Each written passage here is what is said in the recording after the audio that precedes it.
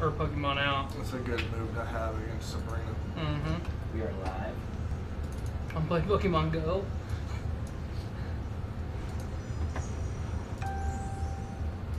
We are also on YouTube now, by the way. Cool. Oh, hey, real quick while I'm here. Did you do the Nintendo Online, Matt? No, I don't have online. Can't afford it. It's only $20 a year. Yeah, I can't afford that. No, right I'm now. just saying. Like he pretty much said the same thing, and I said, dude, it's only fucking $20 a year. I'd like to eventually get it that way. When I get like Mario Kart, I can go online and wreck people. Mm-hmm. Well, I'm gonna add you both as friends. I just gotta connect to the internet real quick. I don't remember my name. I'll message it to you today. Yeah, I'll do that later. This is where you just said I don't remember my real name. I don't. My name is Yves. My name's Matt! My name is You know one thing that frustrates me with the trainers in this game? When you go against people that have like 10 of the same Pokemon. Especially if they're fucking like water trainers. They're like, I got 5 Magikarps. Or like 5 Psyducks. It's like, why the fuck do you have 5 Magikarps? Well, he's eventually gonna have 5 Gyarados. So I think No, he doesn't, because they're all like level 40. Magikarp evolves at 20. That means this dumbass has been pressing B for 20 he fucking loves levels. Magikarp, okay? He's like, that motherfucker's gonna learn Flail at level 100 and then I will rule. Is that when he learns Flail? I think so. Damn. Damn. But it's useless in this game. Yeah. He's got to be able to survive with 1 hit point left. Hey, And then he's Maverick. gonna be outspeed people. It's a no-win scenario. I saw that trailer for the new Godzilla movie. Yeah. Oh god, it looks so dumb. You're done. Are you saying that we're gonna make Godzilla our pet? No, we would be his. I mean, Shut the fuck I fucking up. love that guy though. It's so fucking stupid. Let them fight. Like, I thought it was looking cool at first because the giant pterodactyl flies over, and Rodan. it's like that fucking like cataclysm feel from Yeah. Warcraft, and there's like fire coming off. I was like, yo, that's pretty cool. And then all of a sudden it shows Godzilla, and he just looks like he fucking gained like. For him, it would be a shit ton of weight, but he just looks like a fat T-Rex now. Yes. He's like me. I am Godzilla. Godzilla's been macking on some holiday treats. I am Godzilla now. Are we ready to start? Yes, Yeah. Let's do this. Does that mean I have to stop playing? Maybe. I say, let him ride. Let him play. Let him play. Oh, Play the intro.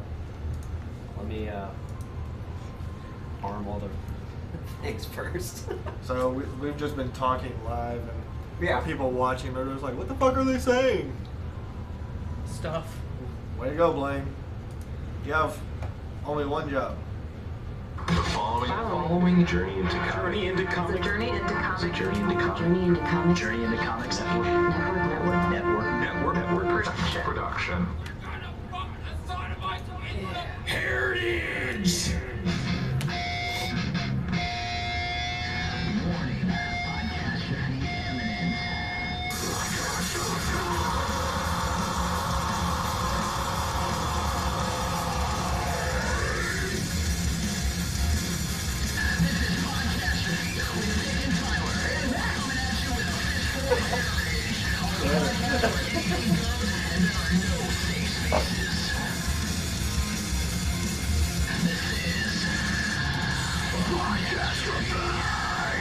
What's up, everybody? I'm your host, Dick. I'm here with Tyler. And Matt. Hi, He's Matt. I'm Matt. Tyler's too busy playing Pokemon Hey, sorry. on his new Switch. I just got Fly. Oh, nice. This is episode 70. This is our first official episode back in a couple weeks. You know, last week we took a break for Thanksgiving. Wow. That's Christmas. Dude. My brain hurts sometimes too. I know. Well, we just accidentally ran into Cameron, and I feel like his autism just like hit me. And Oh, yeah. Did you just Rubbed have a off. brain aneurysm? Because they can happen anywhere. So yeah, last week we took a break for Christmas. I did a little short episode, you know, just whatever. And then we did Drunk Catastrophe, which I'm really bummed you weren't here for that. Yeah, I although- was like deathly ill. I went to work that day, and like you know how I am early in the morning anyway, because you got to Yeah. you are the one person that's a part of this show that has worked like physically worked with me. So like I'm either really with it first thing in the morning or I'm not with it at all. And I got to work that Thursday, that day of Podcastrophe, and I was like, man, I just don't feel good. I'm like, I got plenty of sleep, but I was groggy and tired, and like, my fucking head hurt. And then as the day progressed, it just like, man, I should not be this nauseous. And I was like dry heaving while I was working, and then I started throwing up, and then, you know, it's just a spiral after that.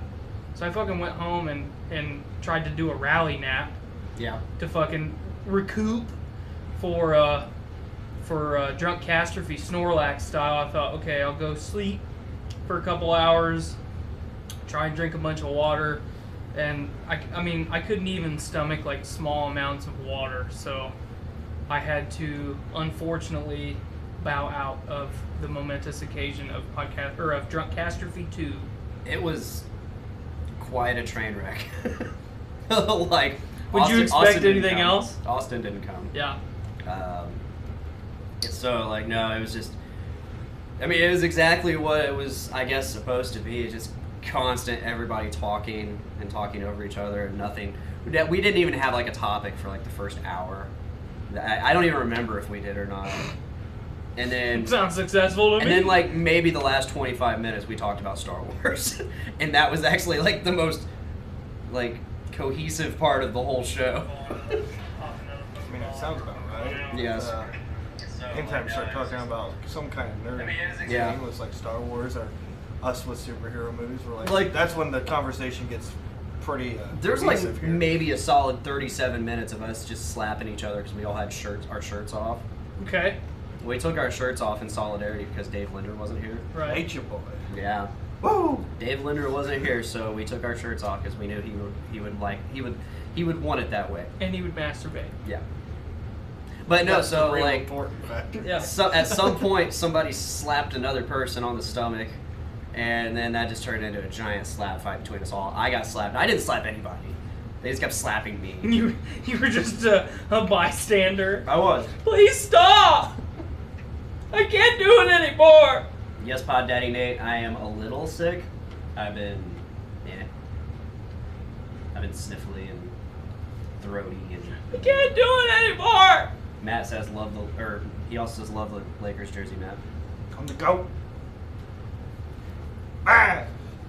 Ah. Please stop! Yeah, we had those three boys over there. The Dark Lord, King of the North from I don't know. And, Oh my god! I have to interrupt you. Right now at the Indiana State Museum, there's a movie called Pandas, an IMAX original film. oh my god. Are we gonna go see it? I kind of want to. Do we want to see Tiffany in IMAX? Yes. Good lord. I'm sorry. Oh man. IMAX Jesus. original film. Jesus. Fuck. Pandas. Pretty sure nature would like to claim that Pandas. as their original. Keep talking while I pour this. Do you want me to pour you a glass? I'll just take a sip of what you have remaining in the can, if that's okay. Okay. Because if it's a lot like the Nutter Cup, I probably won't like it. It's a lot like it, but it's a better flavor. Well, we shall see. It's more peanut buttery, and this is the peanut butter pieces from 450 North we're talking about here. It's a lot more peanut buttery, less of that burnt peanut butter taste that you had. Mm-hmm.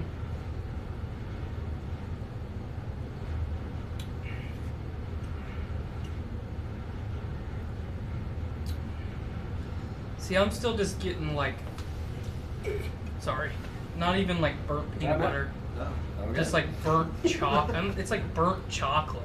The only, Yeah, the like only the- peanut butter worth having is crunchy peanut butter. Skippy brand, crunchy peanut butter. If it's just got peanuts in it, I like it. Okay, that's fair. Skippy is a superior peanut butter. My father is a big fan of Peter Pan. whipped I used to be too, and then they whipped started making creamy people peanut sick. butter. Peter Pan peanut butter. What?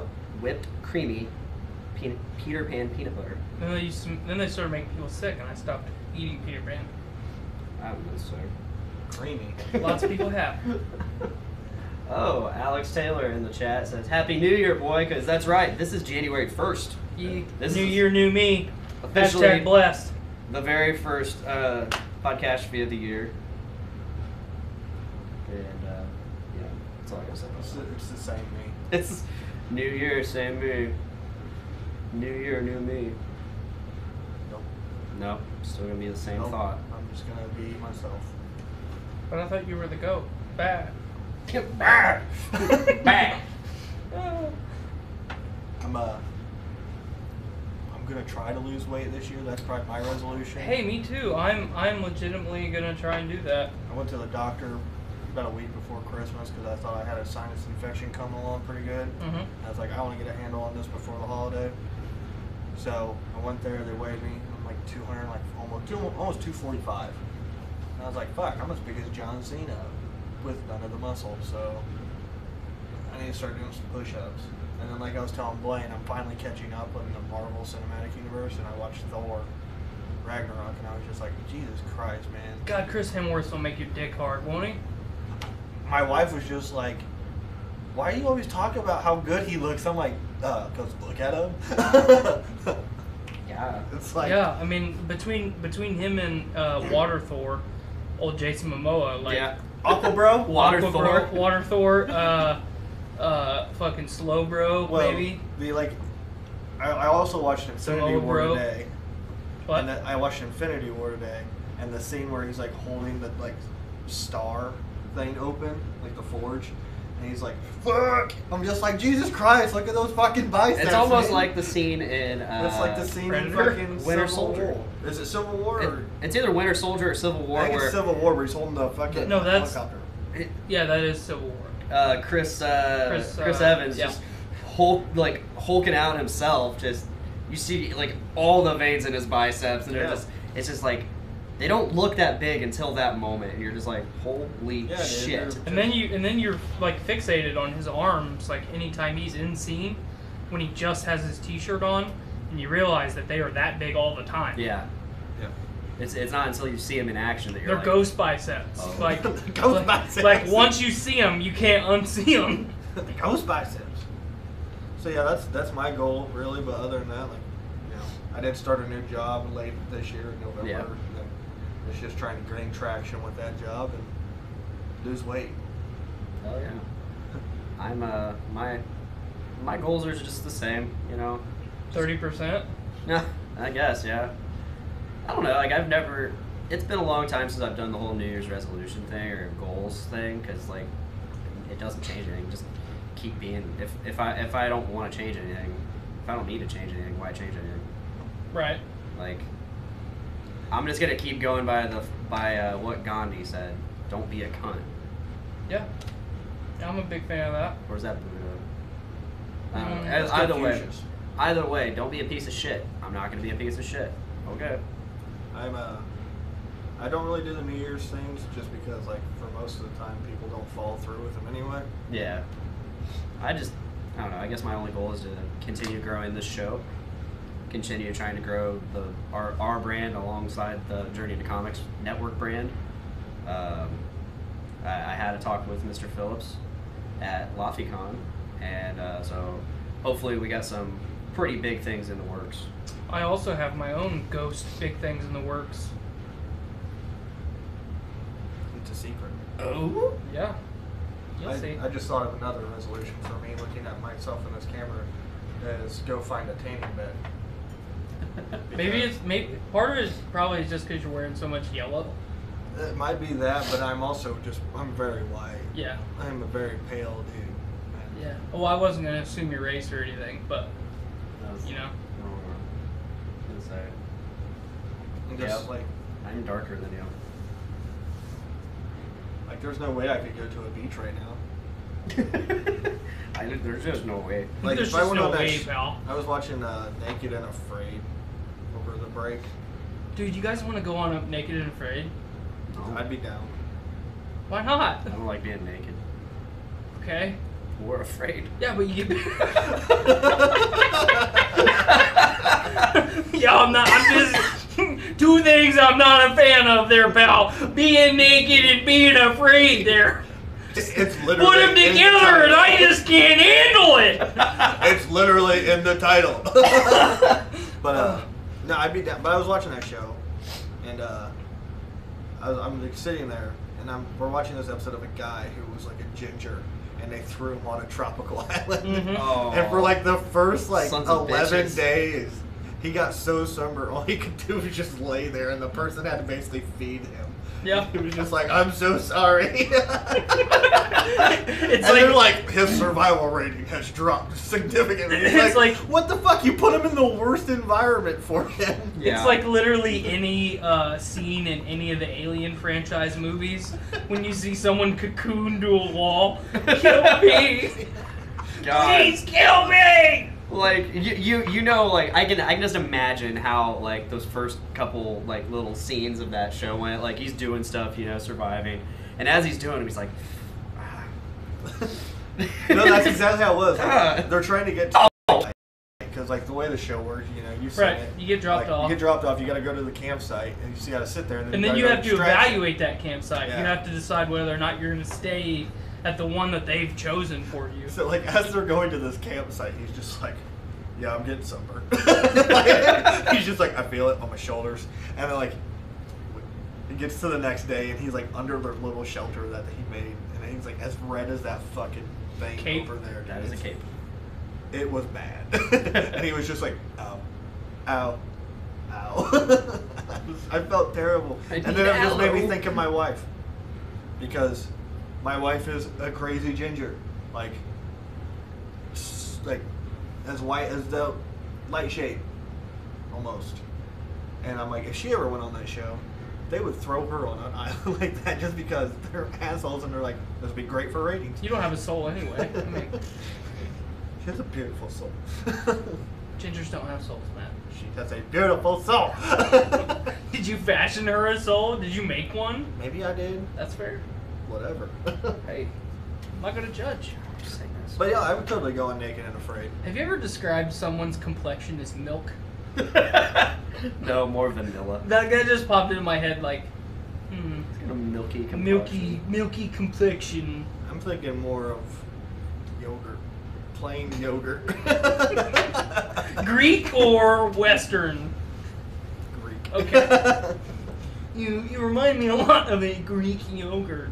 A pre-stir. Yeah. Oh fuck. If you went on that show, what would you bring? Like for your, like you know how you're allowed to bring one thing. What would you bring? Definitely knife fire starter combo.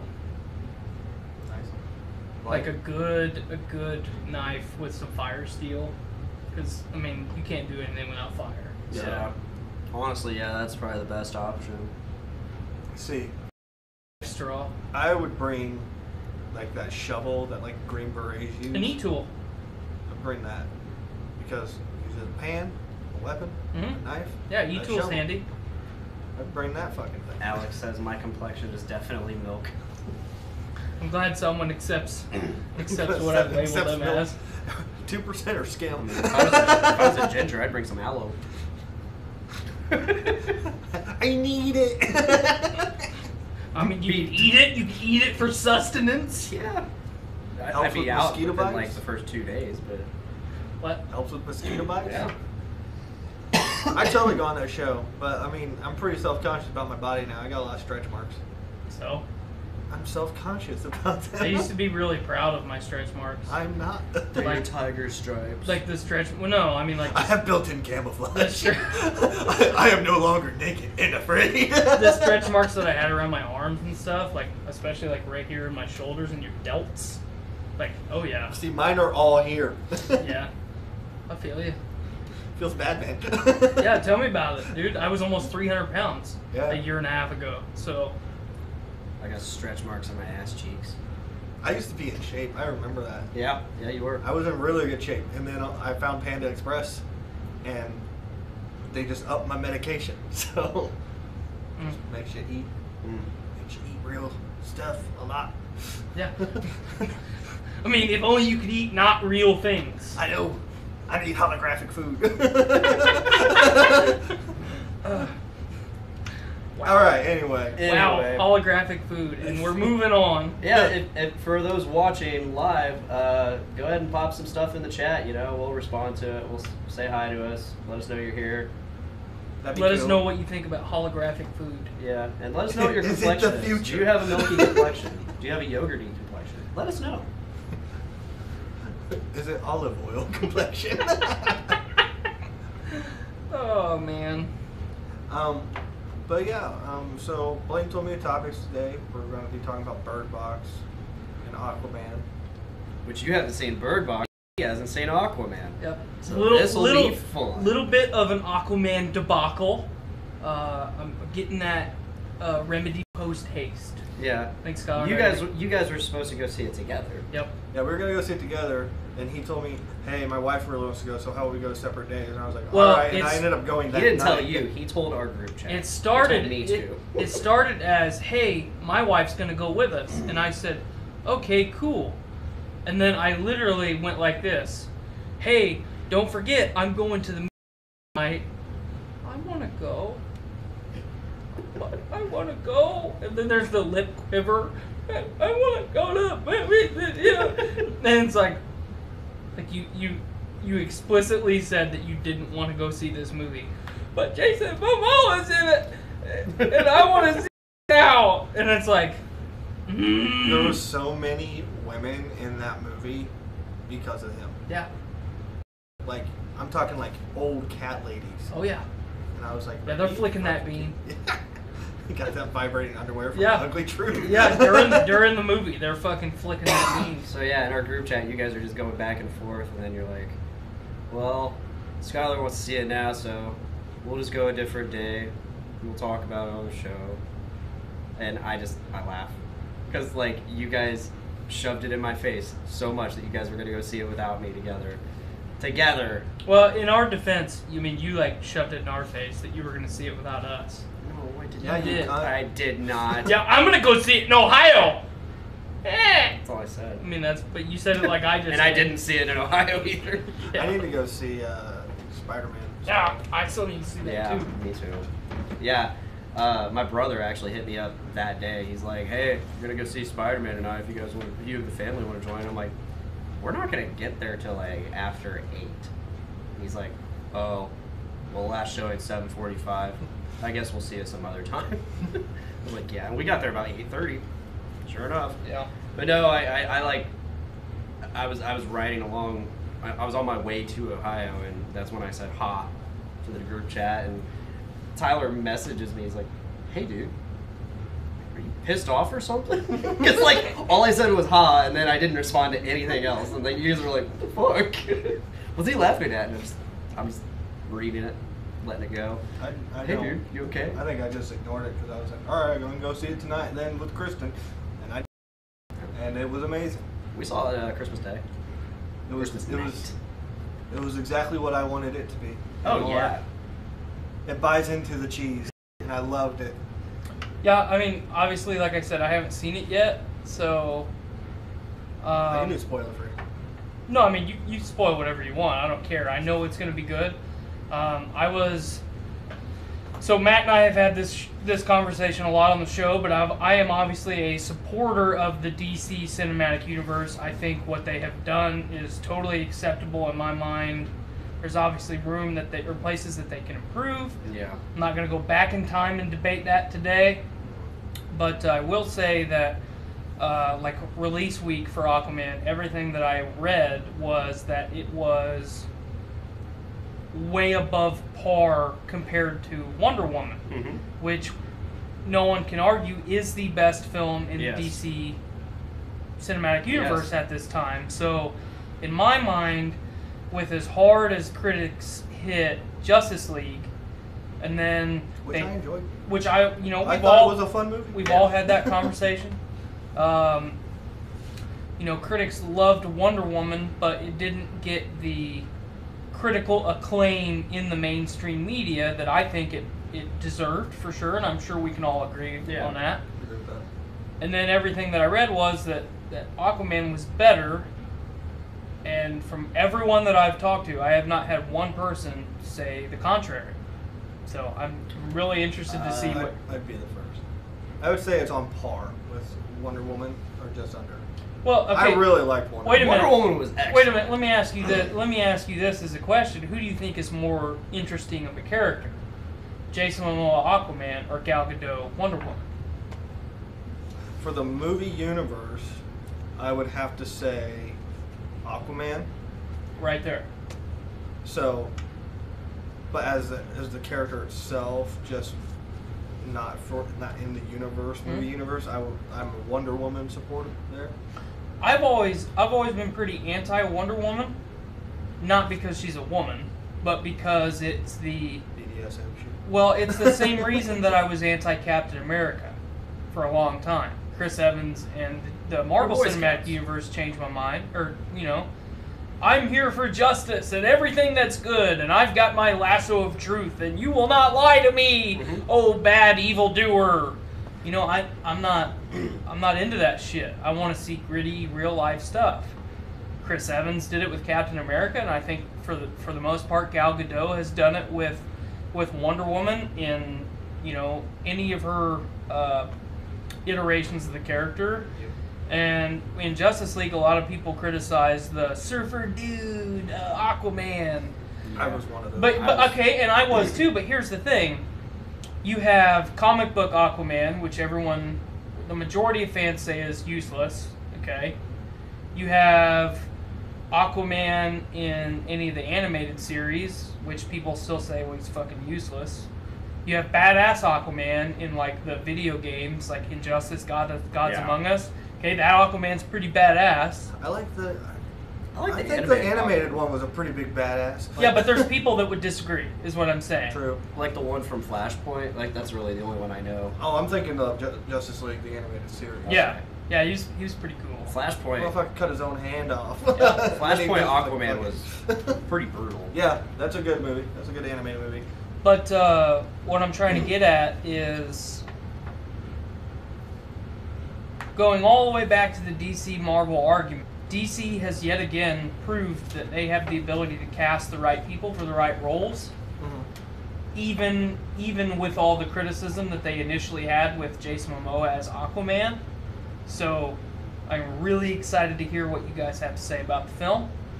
And now I'm going to stop talking for about 15 minutes. All right, Blaine. Well, First off, yeah, start with what would you give it? Like, I don't know, like a 10-point scale or a letter grade. I'm giving it a fucking 10.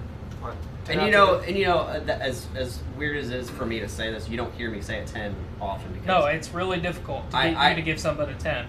it shouldn't be. Like you look at me and I enjoy everything I watch typically, so you would think, oh, I'd give them out left and right, but no, I try to hold back and actually be realistic. But no, this movie was. I'm sorry, I think it blew fucking Wonder Woman. Wonder Woman. We need some Water Woman in the Marvel Cinematic Universe. We need some water, woman. No. I think it blew Wonder Woman out of the fucking water, and I loved Wonder Woman. I don't think it blew it out of the water. However, the final act. I really love that pun, by the way.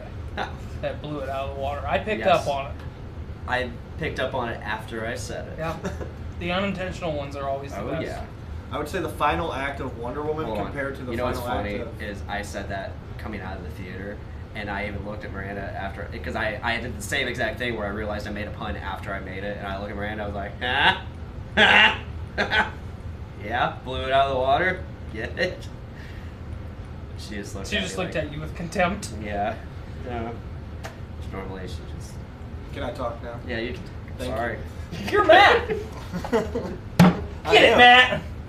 But I think the final act for Wonder Woman is what kind of made the film drop off, in my opinion.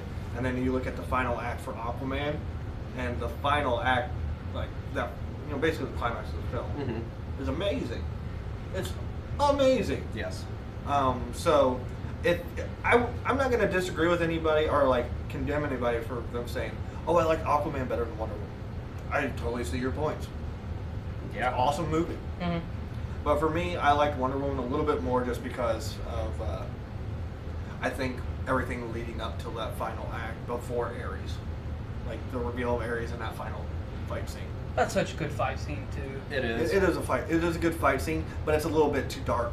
Yeah. That, like color. Oh yeah. See, Yeah, that's definitely. that's where I mean, again, obviously I haven't seen Aquaman yet, but I think as good as both the films are, I think if you're going to compare them toe to toe, because they are essentially the same movie. Yes and no. You're given your origin story along with all kinds of shit wrapped up into one movie, one standalone film. Wonder Woman itself was a straight up origin story. Mm-hmm. Aquaman, Is an origin story. it's an origin story told through flashbacks. Yeah. So, but what I'm getting at is, as much production value as they have, and as good as the movies are, I think you really have to nitpick them. Much like I critiqued Black Panther, and we continue to critique Black Panther on its cinematography. I think that's where Wonder Woman struggled a little bit with, and then, going into Aquaman, I know a lot of people were really, really critical of its CGI. Yeah. You and I had a big long discussion about that. Like, look how bad the that crowd, fucking, the crowd goers. yes, look how bad that fucking CGI looks. So, and I don't know how that was in the film. It was slightly better. Okay. I didn't care. For me, I don't look for like bad CGI in films because I'm always just like, listen, it's better than fucking 1990s special effects, Sometimes. unless you're X-Men Origins Wolverine. So Well, I mean, 1990s Jurassic Park special effects are arguably still better than 90% of the special effects in the industry right now. So. And they made something for that. Yeah. Like, that was all new programming. Even the people animating Jurassic Park well, were like, that can be considered also like an all-time great movie, though. Too. Right. But special effects-wise, I thought the movie looked incredible. I had such a fun time with it because it's so bright and colorful. Mm-hmm. Because that's how you picture Atlantis. That's kind of how it's depicted in comic books as well as, this guy Right. Among Us. I was a big fan of Injustice. Well, and going back to the Wonder Woman comparison, it's totally the opposite of World War I era Europe, which is gray and dark. That's all it is. And that's why I liked Wonder Woman's coloring so much because Themyscira was bright and colorful, Mhm. and then when she got into Man's World, it was very bleak. Yep. And so that's one reason why I loved Wonder Woman. I was like, they actually had a reason why the color was the way it was. yeah. But then, like I said, the final fight scene was a little bit too dark, where I was just like, But it was really cool when It was cool. when the flames would like light up Yeah. the costume and all, like you see all the colors and shit. but yeah, but Aquaman visually amazing. I geeked out so Mhm. hard when he came out with the orange and green, like stupid hard. I had a guy tell me to shut up in the theater. I was Hey. like, yeah. I was really against that when it came out because I was like, man, he's already Aquaman and he already has a suit of armor in fucking Justice League. Here's the thing, like I like that armor. I'm listening to the people talk and like marketing people, and it seems like they're just kind of ignoring Justice League now. Mhm. That's Like they're silly. ignoring everything prior to these standalone movies almost. Well, I mean, you gotta think about the whole Ben Affleck controversy, which still isn't settled. Yeah. No one knows what's going on with Batfleck. And Superman. Yep. Henry Cavill still in I'm just gonna say in limbo. He's in the negative zone right now. Keeps denying claims that he doesn't want to be Superman Yes. anymore, but Well, and he has other people that are involved in the franchises also sticking up for him, yeah. saying he 100% wants to still be Superman. Yeah. So There's a lot of controversy there. Ezra Miller, I've heard, there's talks about him not playing Flash anymore, Really? too. I heard the Flash movie got pushed back till 2021. It has been. Well, the most recent thing that I read is it was totally canceled. So, I mean, this was just that's a video I watched. that's the up other day, but that's I up don't for know. interpretation, I'm sure. There was one mention of Justice League and Aquaman. Okay. And they're like, you defeated Steppenwolf. Yeah, they did step back to that. So that's the only mention. Okay. So this does make it a sequel entirely. But I guess the only thing I didn't really like about the OG Aquaman look is the elbow guards, the fucking gloves. The gauntlets. They're just too big. I think they're just too big. Okay. But he made it work, and it was a good movie. It was probably easily one of the best movies I've seen all year. I mean, it's a movie about a water boy fighting people with a pokey stick trident. So. I'm putting this above Deadpool 2. Really? Wow, I'm anxious to. I mean, I really am critique almost willing to put it above Infinity War. Wow. But I wouldn't. but Infinity War was just so much more than just a movie. It's 10 years worth of movies and leading up to. So that's why I'm very reluctant to say that. I give it an 8 out of 10.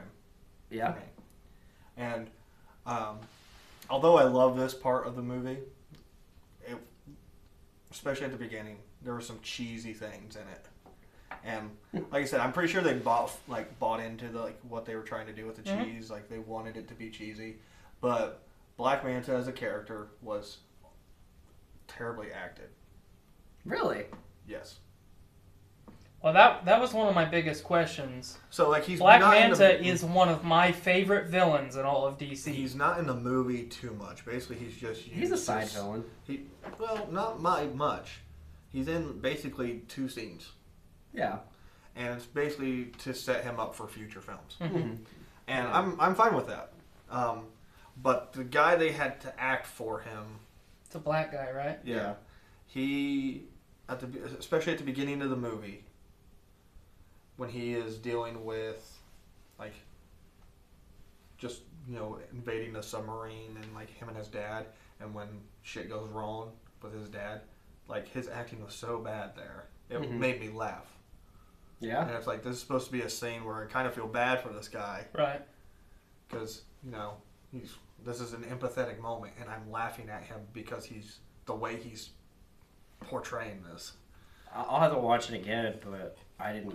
I felt for the character entirely that moment. So, to me, it was just cheesy there, and it wasn't the good cheese when Aquaman's getting hit with stuff, and then he just looks at him and goes, bleh, and then it's stupid music. I was like, that's awesome. That's the cheesiest thing ever, and I love it. Yeah, it was. But yeah, that was the good cheese. The bad cheese was some of the stuff was poorly acted. Ocean Master I thought was pretty cool. Ivan Drago's character was pretty cool. So there's multiple villains in the movie, from what I understand. Is that right? It's basically Just 2 villains. Okay. Orm. Yep. Orm and Black Manta. Black Manta being like I said, a side villain.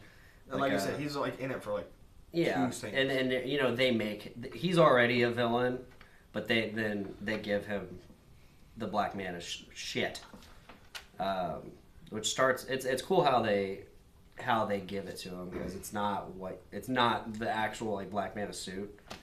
It's just like an Atlantean. They give him an Atlantean bazooka. Prototype weapon. They give him a Spartan laser. Basically. Okay. They straight up give him a fucking Spartan laser from Halo 3. Yeah. Okay.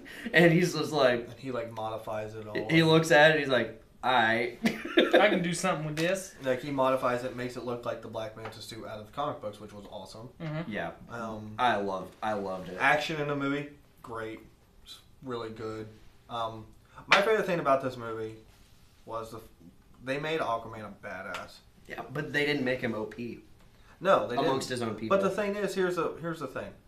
Aquaman should be kind of broken. This is a character that can stand toe-to-toe with Superman for a good while in combat. And it's not a contest in water. Mm-hmm. So, I I like the fact that he is like, lifting fucking submarines out of the water and shit, And people are like, well, I didn't know he was that strong. He's like, yeah, the dude's he's a champ. Yeah. And people don't realize that. They're like, oh, what's he do? He talks to fishes. He also can pull the fucking Kraken out of nowhere and fuck you up with it. Right. Like, you want to see some weird shit come up out the ocean? Yeah. Here it comes. Hey, Kraken. Yeah. You ever seen Japanese tentacle porn? I'm gonna need some of that hentai stuff right now. But yeah, like that was one of the things that I saw a lot of people really critique about Justice League was the scene where you get a little bit of Dark Superman, and it's Aquaman and Wonder Woman doing their best to stand toe to toe with Superman in his heightened rage, and people are like, "Oh, no fucking way, that shouldn't be happening." And then No, that's possible. And Right. Rage Superman is a little bit different than we're just going fighting toe to toe. right. Like it's a completely different animal. But when you've got Aquaman and Wonder Woman fighting Steppenwolf, and Aquaman and Wonder Woman are both giving Steppenwolf all that he wants, they didn't necessarily need Supes to show up to win that fight. Like, Wonder Woman and Aquaman could have totally won that fight. So, people just don't give them the credit that they deserve. Because they both can challenge the fucking Kryptonian. So... Well, even Batman.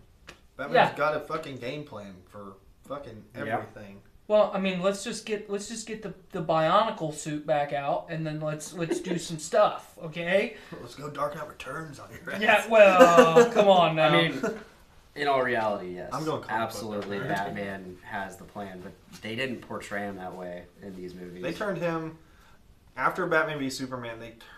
Actually, the very end of Batman v Superman. Yeah, once through Doomsday was Justice involved, he was useless. Once Martha was mentioned, Batman became kind of like a comedic character. I think if they just continued to weigh on the, because I really like Batfleck, okay? I do too. I think if the whole maelstrom that's going on with the DC right now, if they get that figured out, and they allow Batman to continue that, not necessarily the comedic relief portion, but you have to really dive into the emotional weight that he brought to Justice League. The one-on-one interactions that he's having with people, it's either really comedic or it's really, really dark. That scene when him and Wonder Woman are kind of having the heart-to-heart. And when he jabs at her in a place that she doesn't want to be jabbed in. That's all really, really good material. Yes. So I think if you continue to put that forward from the Batman perspective, and you maybe lean a little bit on the tech-heavy stuff that you did in Batman v Superman. I mean, the fucker built a robot suit to fight a god, okay? Yeah. Robot suit challenges a god. Let's see a little bit more kryptonite spears and shit like that, and some robot suits. Like the kryptonite grenade, smoke, like that. Like kind of if stuff. you really lean on that, like that could really is portray the Batman we know and love. that portrays a really, really accurate take on Batman. Yeah. Like, hey, I know I'm not gonna beat you to death with my fists, but here's a fucking grenade of shit that kills you. I'm gonna hide over here. Go ahead and shoot your lasers at me. Breathe in real deep for me, okay? Hey, you like my spear? I made it myself. It's made of that shit that kills you. I want to see more of that stuff, and I think that if they, I don't mean to get too far off. What you want to see is Batman sneak up on Superman with a fucking rag of fucking kryptonite chloroform. Yeah. Breathe it. Do you bleed? Do you breathe? Do you breathe? Episode Oh, title. man. I want to. Episode title. Do you right even there. breathe? Do you even breathe? But I want to see more of the detective side of Batman. Yeah. But what I'm saying is, I mean, if you And totally, that's the tech side though. with if it, you too. totally incorporate the tech-heavy stuff and his problem solving, which I consider that the detective stuff, Yeah. because Batman has the strongest problem solving ability of anybody that's in the Justice League. Maybe Martian Manhunter's got him, but we don't have Martian Manhunter right now, so we don't really need to talk about I just that. want Martian Manhunter so Yeah, bad. well, and see, here's the thing: Martian Manhunter is one of my least favorite characters in. I don't know shit about him. Well, I mean, Just want John Jones so bad. Vision. That's all you need to say. Oh, Martian Manhunter and Vision are essentially the same character. I can see that. I mean, would you agree with that, Yeah, Matt? I'd agree with that. Okay. They So, have very similar abilities. yeah. Similar looks too. Well, they are very similar as far as their art style and their image. I mean, obviously, they're not both robots. But, yeah, they're essentially the same character, you know? Lost my brain stopped working for a second. But I think if you continue to put forth good material like Wonder Woman, like Aquaman, I was really apprehensive about Ezra Miller as the Flash. I'm not a big Flash guy, Yeah. but I really liked his portrayal of the Flash. It was I interesting. liked his So portrayal if you of Flash, continue to put, I think where DC's at right now, they just need to keep cranking out these standalone films. Yeah. Put Justice I have League some- totally on the back burner. Let's get these standalone films, whether it's an origin story style like Wonder Woman or a mashup style like Aquaman. You're not. Just gonna get your formula fucking figured out. You're Well, not I gonna think get. they are starting to. Right. Because Yeah. they've started to pursue these standalone films with, Wonder Woman, which Wonder Woman deserved her own standalone movie finally. Mhm. And then we get Aquaman. We're getting Shazam next. Yeah. Yeah. And I think every Shazam is one gonna of be us is good- excited for pretty good. Shazam. I'm excited for Shazam. I think Shazam's going to be pretty good. And I think once they're like, okay, we actually have 3 titles now that have been pretty successful.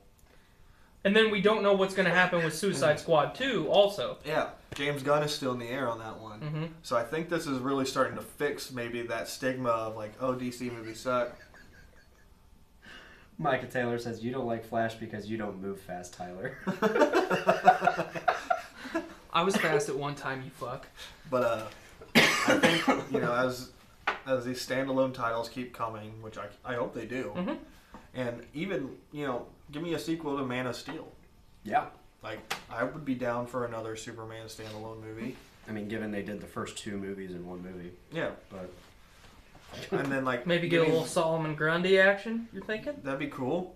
I would love to see a Bizarro. Yep, that'd be cool. I like that. Like, I wish... I've gone over this 1,000 times. I wish I would have saved the death of Superman just for standalone Superman films. Mhm. Because you could have literally done the second movie, it's Doomsday. Superman dies. And then you start the movie with after credit scene, fist out of the ground. And then Superman's back, but then you find out it's Cyborg Superman. You can do that whole story arc.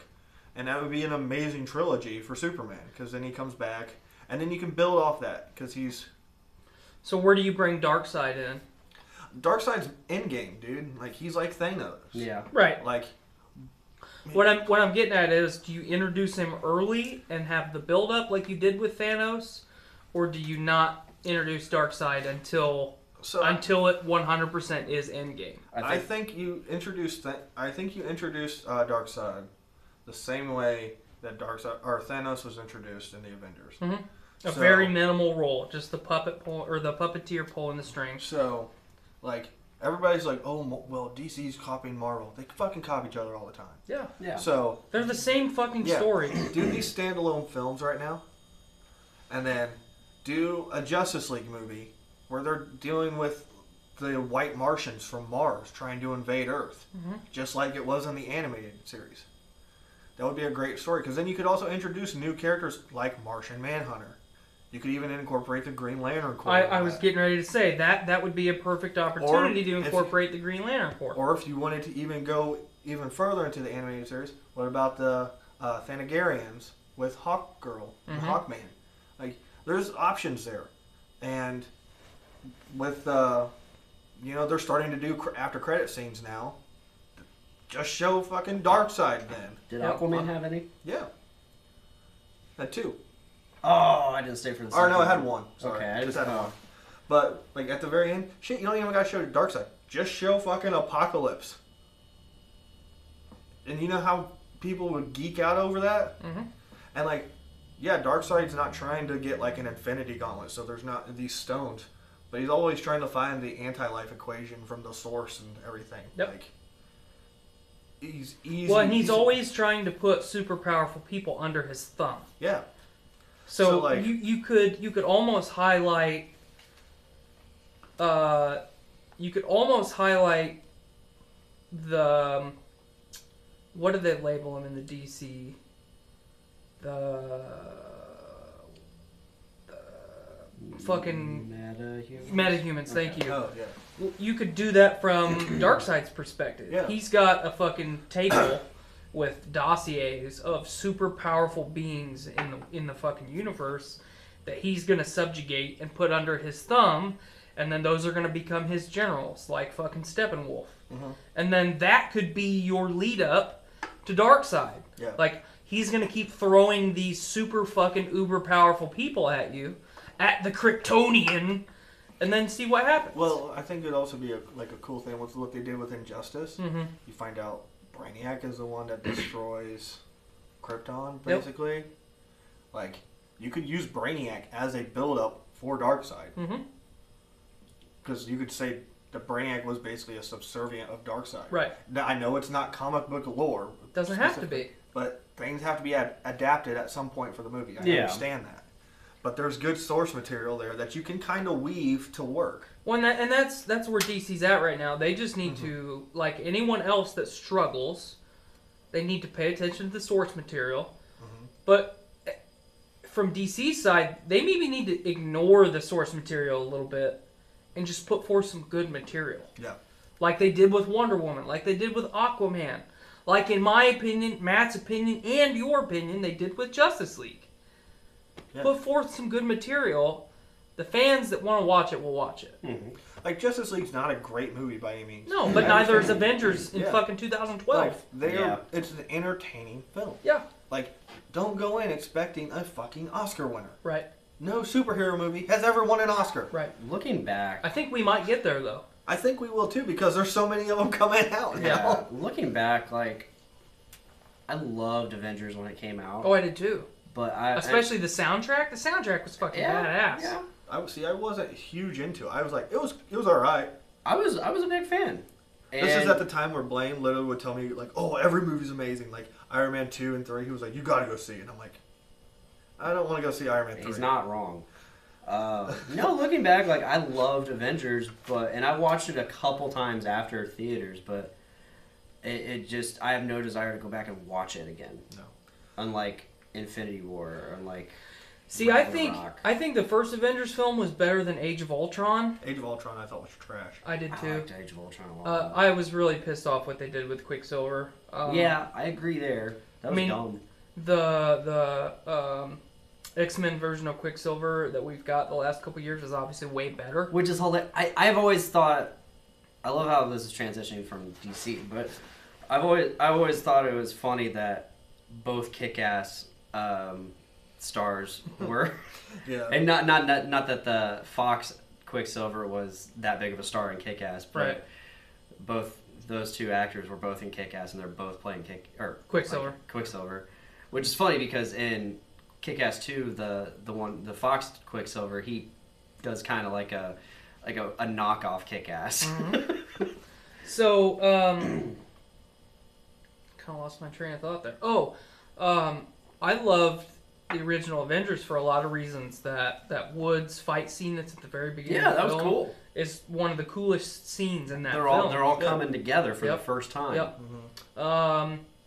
But people forget that the MCU has also struggled, and I'm glad you brought up Iron Man 2 and Iron Man 3.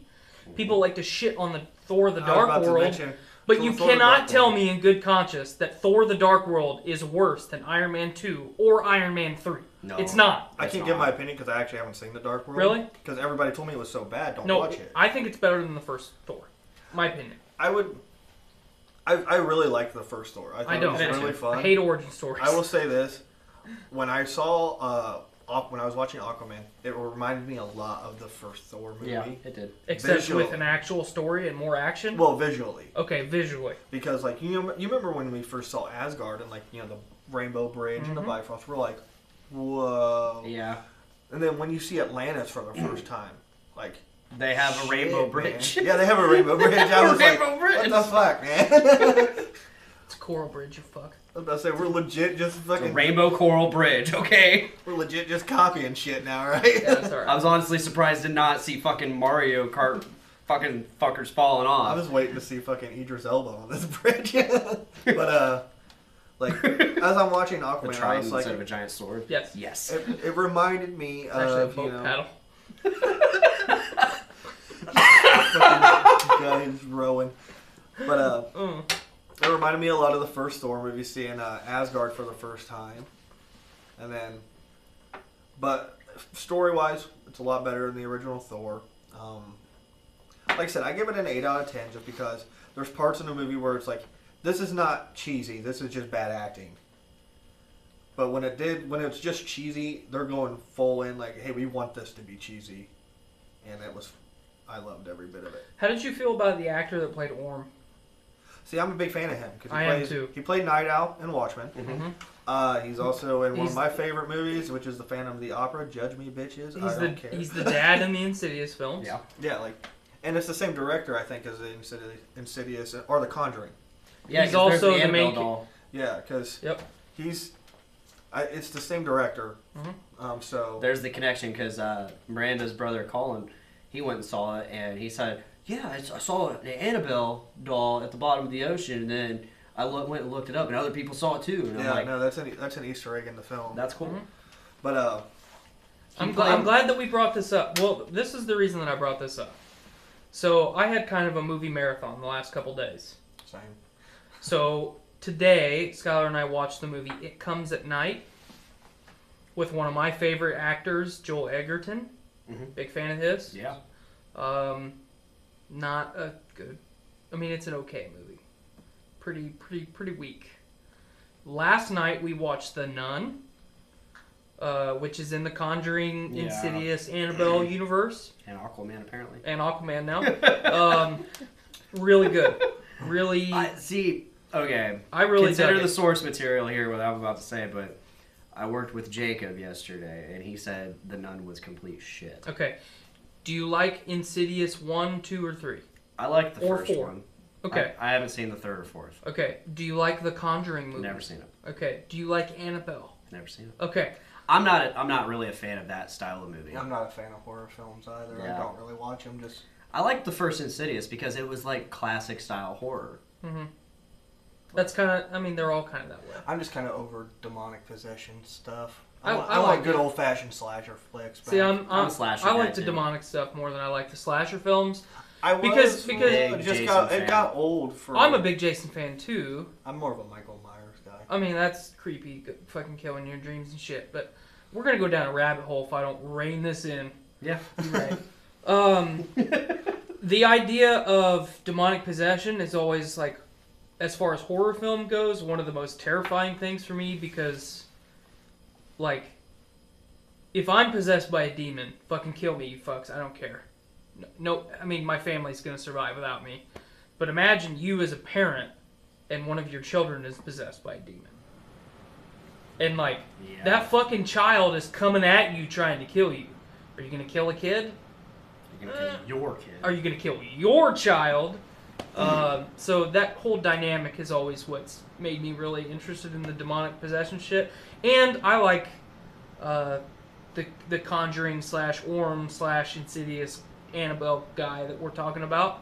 Night Owl Man, as I like to call him. Because I can't ever remember his name. He was in this movie with Charlie Hunnam and Liv Tyler. I think it's called The Ledge. Oh, the suicide movie. Yeah, Yeah. and it was a weird movie, and he's kind of painted as a guy that you hate because he's Liv Tyler's husband. Mhm. And He plays a douche very, very well. Yeah, and he's not even very douchey. It's just like she doesn't want to be. She's not in love with him, and then he's seeing the distance, and then he basically knows something's going on between her and Charlie Hunnam, Mhm. and then so before he acts upon Charlie Hunnam, he acts upon her, and like tries to be more like him, and tries to get her to love him instead of Charlie Hunnam. Right. He's also in The Switch with Jason Bateman. Yeah. And, Jennifer Aniston. Yep. He's a sperm donor. Yeah, Yeah. I love that movie. It's a good movie. It's fun. I love that movie. He's So- in a lot of like movies like that where he plays like a guy who like is the opposite of the like dude you're supposed to root for, Mhm. but he's not a douche. Yeah. Like I said, I love the Phantom of the Opera. The Phantom's a piece of shit, but you root for him over the good guy. Right. So, I forgot about the Switch. I love that movie. yep, that's a good one. But the capstone of my little movie marathon that Skylar and I have had the last couple days, we watched the Slender Man movie. Oh, do tell. Holy shit, it was bad. Like, really bad.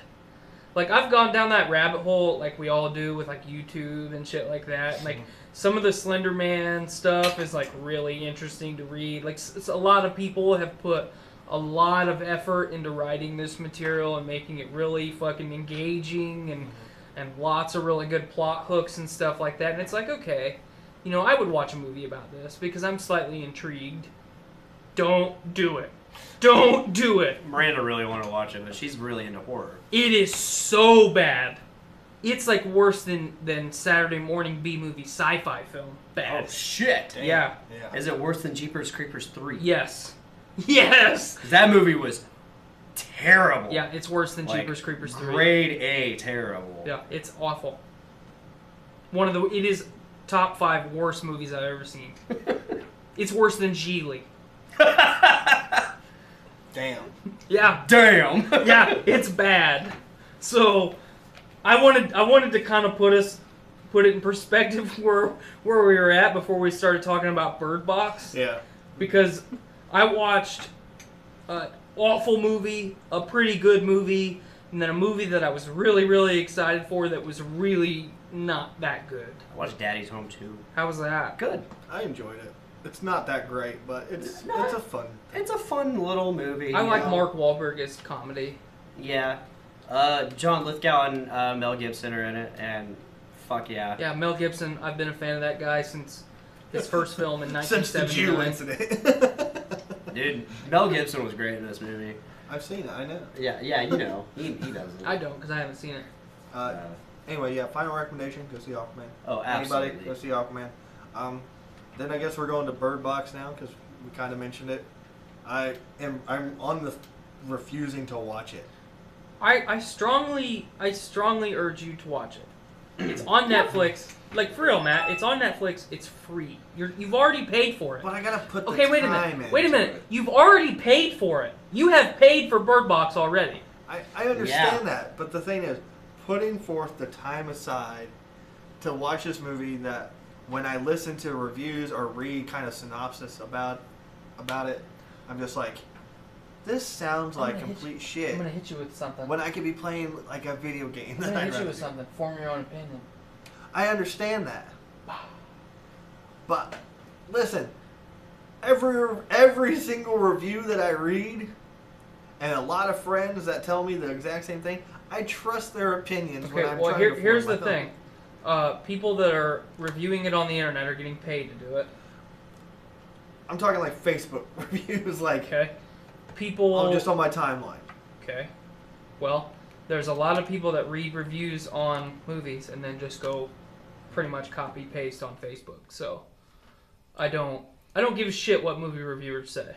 Oh, I don't either. That's why I pride myself on my ability to critique. There's quite a bit of Modern Aquaman cinema. reviews of people like, this was a boring story. It's like, you're a fucking retard. Yeah. Yeah, so right there is your justification for but watching Bird Box. No, this is what I'm talking about. I have friends that are like, I watched it. It's basically the happening to meets Meets The Quiet Place. A Quiet Place. But the Bird Box, the book was written before A Quiet Place, so which I found out because I said the exact same thing, minus the happening and stuff. Like, I'm just saying, this is what I've seen from like friends that have watched it on Facebook.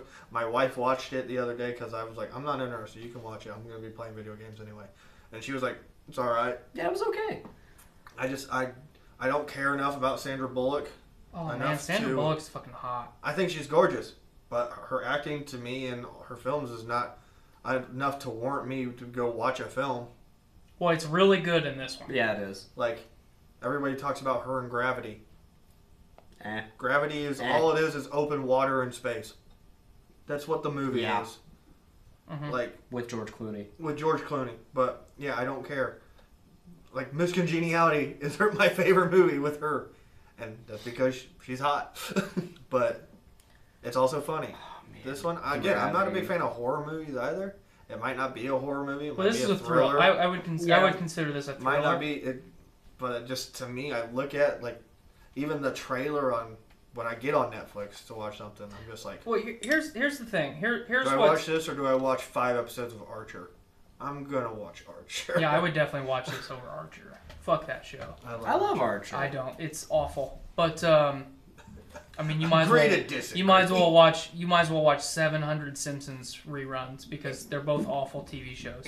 What is it? H. John Benjamin? John H. Benjamin. Yeah. Something like that. Dude, I love his voice. I'm sorry, like I love his voice, and then as soon as I was watching Wet Hot American Summer, and he's in it too. Well, I just like there's an episode where he's literally Bob from Bob's Yeah. Burgers. And, Don't watch like, that show the, either. The KGB Oh, that show's like, comes good, to too. kill him. I love Bob's Burgers.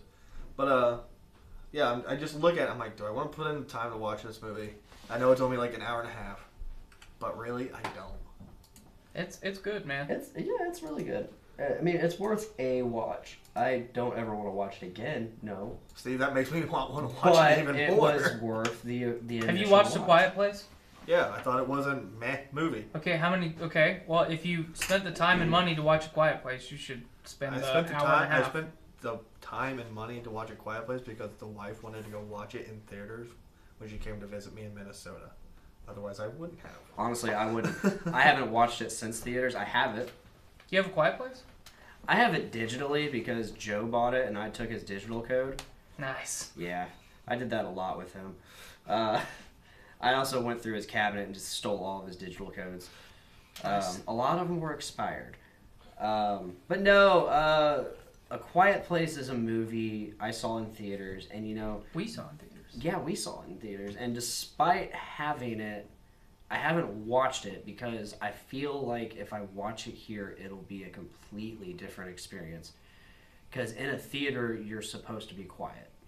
At home, you are free to do whatever the fuck you want. Mm-hmm. So, and part of the whole Quiet Place phenomena is it's quiet. Yeah, when There's- you're in a theater there's full no- of people and you hear them opening snacks, you're like, what the fuck are you doing? Yeah, the intensity is in the I would quietness. agree with that. So it's not really an at-home movie. No. But yeah, as I watched A Quiet Place, I was like, man, this is very mediocre. I liked it. Their solution to the problem was what I said at the very beginning, and then I was like, you're telling me that the fucking military didn't do this shit? They didn't test this at all? So, like I said, I see Our this military stuff, can be pretty incompetent, so but when a creature uses sound as its primary hunting tactic, you don't think they're going to try some kind of noise, like, weapon on it? Like a sonar weapon? That would be the first thing we're trying on it. So, the fact that this girl's hearing aid emits a frequency that fucks with them, Yeah, please. you're not wrong. like, that's the biggest fucking plot hole in the movie. So, Give John Krasinski a break. It was his first movie. like, directing-wise, it was fun, and, like, The acting and intensity of the acting was good. That's where it's at. But like story wise, it wasn't good. It was meh. It was Yeah, mediocre. You're kind of right. And then I mean, I disagree. you disagree? Yeah, I because kind of agree. because I can go back the last 3 years and give you 100+ movies that were worse than A Quiet Place. oh yeah, I I can give understand you- that. I guarantee I haven't watched any of them. Yeah, but I can give you 100+ movies that were worse than A Quiet Place that were rated a lot higher than A Quiet Place. So, I mean, you can give original material the injustice of critiquing it super hard and saying that the plot wasn't very good, or you can go like another Kevin Hart movie. So, I mean, I think I'm going to stand by the fact that A Quiet Place, from a first-time director, a very, very well-respected actor in the industry, was really, really solid. And not meh. Like I said, I thought the acting was good. I thought the story was mediocre because of that major plot hole. I think Interstellar has a major fucking plot hole in it, Which is? which is they say the wormhole is created by humans. The humans wouldn't exist without the wormhole in the first place. How the fuck does that work then? Why do you need to think about it though? Because it's a main point of the movie. Just to That future humans sent the wormhole to save humanity. That's what they say in the film. But it's like, this wormhole wouldn't exist without the future humans, and the future humans wouldn't exist without the wormhole. It's a paradox. I love Interstellar. That's such a good movie. I know they say that they had scientists that worked on the film that it could work out this way, but I'm just like, to me that's just a Christopher Nolan, oh, we're gonna do this little plot twist to make it seem more dramatic, and it didn't work. I don't think he's a great director. What Like came, Memento. What came first, the chicken or the egg? Understandable. I understand that. Well, no, science has proved which one came first. I don't know the question. or The egg the came answer. first. So, I mean, in that regard, you could just say the wormhole came first. I would say, I mean, I would just say their explanation in the movie then was wrong, but that it just I don't think it's a great film. I think it's okay. Everybody thought it was a lot like when Avatar came out. Everybody was like, it's the greatest movie ever. And then after we watched it for a year, we go, oh shit, it's fucking another movie just with blue people instead. Dances with Wolves is one of the greatest westerns of all time. So if you adapt that one of the greatest westerns of all time and make it sci-fi, I think that's pretty cool. So It was a cool movie. think- But was it the greatest film of all time? it's the box office numbers might sway your opinion a little bit. Is Titanic the greatest film of all time? I mean, Titanic is one of the greatest dramas of all time. you can literally spin it for everything, though. That's the Yeah. thing. I'm just choosing not to be super cynical. You're choosing to be cynical. So I you can have understand that. admitted you are super jaded. I'm jaded about movies, but like I don't want to waste my time watching an hour and a half of Bird Box for me to walk away with it going, when I can just do that hour and a half of doing something that I know I'll enjoy. You just don't like movies anymore, Honestly, I don't. man. And that's That's fine. fair. That's That is fair. why I was doing what I was doing. I just wanted you to admit that you just don't like movies anymore. If it's good, I'll go watch it. If I How are literally you look gonna at know it's good until you watch it? Yeah, I gotta see a see? trailer. Oh no! It's a paradox. Paradox. I have to see a trailer. Yeah, but No. trailers are shit, man. Trailers are can. No, they're not, because they show you what the movie is anyway now. Yeah, You but just not go to necessarily. the check. You gotta go to the check. What do you mean, not necessarily? Fuck, mean- we're going to go see Broly in Okay, 2 weeks, let's and we're let's gonna, talk about we're this. getting Gogeta. Here we go. We got The Broly. Infinity War trailer showed fucking Hulk on Earth. Where was Hulk on Earth? He wasn't there. I didn't Gotcha. watch the Infinity War trailer. Well, 'Cause I didn't want They to did get a lot of spoilers. trickery. here's another paradox. You needed a trailer to watch the movie, but you didn't watch it. They also CGI'd Thor's eye throughout the entire movie of Yep. Thor Ragnarok. I And don't- Infinity War. I don't watch a lot of like Yeah. Marvel stuff. I've just now caught up. Shit, they've been out for a year plus. I'm just fucking with that. I'm not gonna Smack lie. the like- shit out of this kid. But I get it. I get what you were saying about Avatar though. We loved it at first, and then we watched it a couple more I times. feel like I still love it. I'll watch Avatar. Oh, yeah, any I day. love the movie, but like the As far I as just- quality sci-fi movie material It's goes, fantastic. it's hard to find. It's hard to find But a this is- story as the good as flair Nancy- has worn off for me. This is what I feel like with a lot of movies, though. When we go watch them, we're like, "Oh, it was amazing," and then after after they've been out, even if you haven't seen them for a long time, like let's say I go see Avatar in theaters, I hadn't seen it again until it came out on like DVD like 6 months later, and I watch it at my house. And let's say I got like a fucking theater, which I did at my parents' house. Yeah. It's not the same. But it's I not watch it- apples to apples either. I'm watching it and I'm going, "Oh, the story is actually not spectacular to me." Because part of what makes you enjoy the movie so much is the experience. And Yeah. Blaine and I have talked about that a lot on the show before you came on. We go to the theater for the experience. That's why we, as far as Blaine and I go, we have such a hard on for going to see shit in IMAX now. Because the first time that him and I went and saw an IMAX together, we had such a good experience. Yeah. We just luck of the draw chose a really good movie. There wasn't a bunch of shitty people in the crowd. The concessions were good. A lot of ducks fell in a row to make that experience so memorable. And now it's like, now we can justify driving an hour and going to a good IMAX, which here soon we won't have to. Yeah.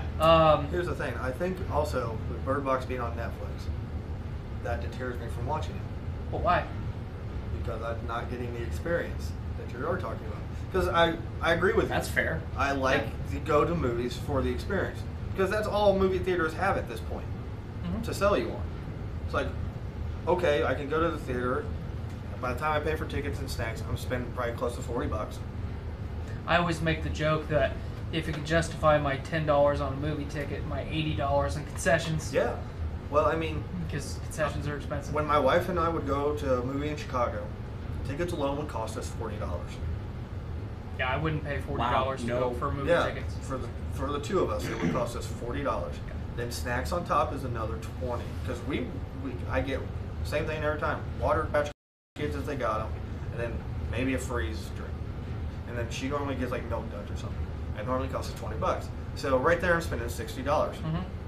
So I have to know I'm going to enjoy the movie, so I don't go too often. Right there. Then when I go, like to Aquaman, for example, I knew I was going to like the movie. In general, just I like the experience more because it's on the big screen. You know, I'm seeing all these people around me enjoying the film too. Whereas, like, I go on Facebook and I hear about this movie that's meh from friends that I trust because I watch movies and we generally have the same opinions on movies quite a bit. Do you like to go to the drive-in? I do. Okay, go on. And especially when I curl up in a ball and get rained on. Meanwhile, all of us are inside a car. Yes. Staring at him. Yeah, assholes. Oh man, but, Matt's still out there. Okay. Yeah, I had the fucking car keys. I don't know how the fuck you guys got in. You should have just rolled under the car. I just woke up and went, what? Yeah, he was just, and I'm just sitting. I think I was in Andrew Britton's car, and I'm just like looking out the window, like, yep. Yeah. Anyway, He's still out That's there. sad. like when I look at this like movie that's it's on Netflix. Yeah, I pay a monthly subscription, but it's kind of free, I guess, technically, because I can watch it anytime I want. But everyone that their opinion I trust says it's an okay movie, but it's basically just two movies that are honestly mediocre and one that's complete good dog shit, The Happening, rolled into one. Then I'm just gonna say, I'd rather do something else with an hour and a half, hour 45. That's fair. I'm not so cynical about it because I actually appreciated the movie The Happening. I like Mark Wahlberg. I like Zoe Deschanel was his counterpart in that film, right? I don't know. Never seen it. I think so. Yeah.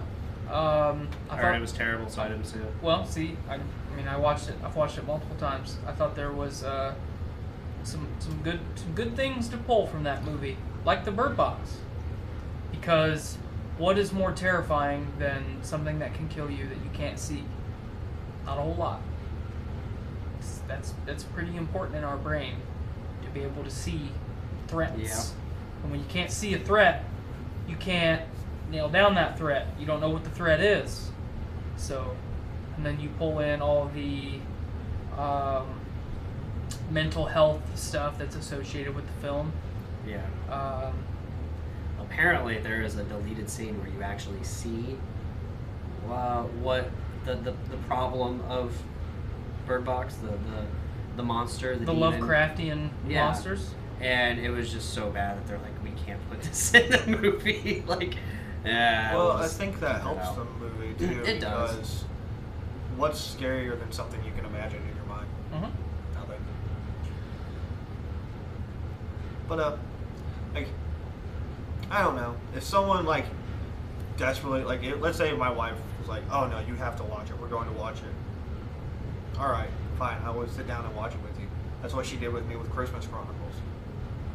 I thought Christmas Chronicles looked okay, but like, meh. I want to see it. So then everybody was like, again, people I trust were like, "Oh, it's such a good movie. You should check it out." So I was like, "Yeah, I'll give it a shot." Then if people are saying it's worth the time, ever. And then, yeah. Kurt Russell, man. I watched Bird Box just for Sandra Bullock. I'd watch The Christmas Chronicles just for Kurt Russell. See, because when I'm listening to you talk, you going are the on only there? person. Green Power Ranger Jason David Frank to make pro wrestling debut. Cool. Like you're the only person that opinion that I would trust with a movie says it's a decent movie. Everybody else, now we're like, oh yeah, it's pretty good. I'm just like, I've seen the shit you like. No. Yeah, that's fair. When I watched the Bird Box, like I've read a portion of the book, so I mean I've got a little bit more to go off in my head. I mean I have a little bit more of the actual plot, and then you pull in Sandra Bullock's really top-notch acting, because I mean you can say a lot about Sandra Bullock, but I don't think you can really critique her acting in a negative way in this film. I think I in think every it's- movie she's been in, I thought she's done her. I mean movies like, what was it, The Heat, with fucking Jenny McCarthy or whatever the fuck her name is, Oh, big gal from Yeah. Mike and Molly. Melissa McCarthy. Melissa McCarthy, thank you. Jenny McCarthy's her cousin, Playboy model. Yeah, that's the hot one. But that was nailing Jim Carrey for a while. Yeah. But what was it? But was she bad in that movie as an actress, or was it just the film itself? I think everything. But yeah. But yeah, I mean the Bird Box is really cool because it highlights a lot of stuff that our minds aren't really geared to handle. Like our brains aren't built to handle shit like that. And then there's scenes in the movie, people are like, take off your blindfold, just look, I'm looking and it looks great. Well, I mean the creatures in the Bird Box make you see It's like it makes you see like your darkest fear, and it makes you kill yourself, right? And that's Yeah. the plot. but the people that have already lived their darkest fear, like murderers, rapists, people that are mentally unstable, they've already lived their darkest fear, so they can look at them and not be Blank. affected. So, I mean, what do you got to say about it, Blaine? When I hear you say that part about it, because no one's ever mentioned that part to me. Yeah. I've not even seen that in a review. That makes it sound more interesting to me. Yeah. That there's like, hey, those psychopaths that, yeah, they're still around, and they're fine, basically. So. Yeah. Yeah, that part of the movie was really weird, and I wish it would have gone a little more in depth. But at the same time, it's cool that they didn't. Well, they introduced it really subtly. Yeah, They're like, yeah, all the guy, Yeah, the well. guy in the river. That's the first time you see. Yes, that's the first time you see somebody post incident without a blindfold on, or Yeah. without covering their eyes somehow. Yeah, and you at first you kind of in the trailer and all that you kind of think it's one of them trying to like lure you into doing it Mm-hmm. and taking off the blindfold, but no, it's actually a person. And Yeah. some reason they've been accepted. They don't kill themselves. Yep. It's because they've already lived their darkest fear. Like I said, that makes it sound I way like more that. interesting, and I'm like, now that I'm inclined to be more to watch it. Yep. I like that. So and then you throw in like, okay, how do you combat something that's not tangible? Well, the only way that you can fight something intangible is with something intangible. Well, sight is tangible. You remove the tangible aspect, and therefore you have something intangible. If I can't see you, you can't hurt me. I mean, it's the childish, if I can't see you, you can't see me. Yeah. Well, I mean, you can see me all day, but you can't touch me unless I look at you. So, that dynamic in the beginning of the film is highlighted pretty strongly. But then you bring the human element into it even further, like, yeah, you can't see them, but you can see me, and I can see you, and I'm going to make you see them. Mm-hmm. And if you won't look at them, I'm going to kill you. So, I mean, that whole dynamic, like, yep, we've got it figured out. We just can't look at them. We can navigate. We know we have resources. We can trust each other. Oh, fuck. It's no longer 2 + 2. Yep. It's 2 + 2 with an X in there somewhere. Yep. Like, where's that fucking variable Yep. come from? So, And we have no idea where that variable came from. I like how See, that sounds way more intriguing now. I like how the movie goes present day, flashback. I like the way that they told the story. Yeah, because it's like 4 hours on the river, and then you get a little bit of that, and then it goes back to the beginning. Like one of the biggest complaints that I've read or heard people tell me of the film is, you're not gonna fucking survive 48 hours on a river without being able to steer. Well, I'm sorry, not everything is fucking whitewater rapids. Like, if you're just lazily fucking coasting down the river. Yeah, we like, do it all the time. It's called floating. Yeah, like you're literally just floating. You ever been on a float trip? You just float. Yeah, You don't do much. yeah. You drink And- beer and- you float. Okay, so yeah, you can't navigate the river without being able to see. You know what you do if you hit the bank and you don't flip over? You push back off the bank and you keep on floating. Yeah. And then what happens when they get to the rapids and they choose not to see? They fucking capsize. So the logical thing happens. Yeah. Like, don't shit on something and say, well, it's illogical, when you're not actually highlighting the things that logically would happen. Yeah. You absolutely. choose not to see, to navigate the rapids, you're probably gonna capsize. That's what happened. Weird. You know? I mean, how much spoil? You don't care about spoilers. Go You're ahead. probably not gonna watch it. The fucking part where she's explaining the rapids, and her actual son, Boy. Boy. that's what she names him, boy, Mm-hmm. and she names the girl, because she doesn't want to have a kid to begin with, but she does. Mm-hmm. So the boy just goes like, "I'll look."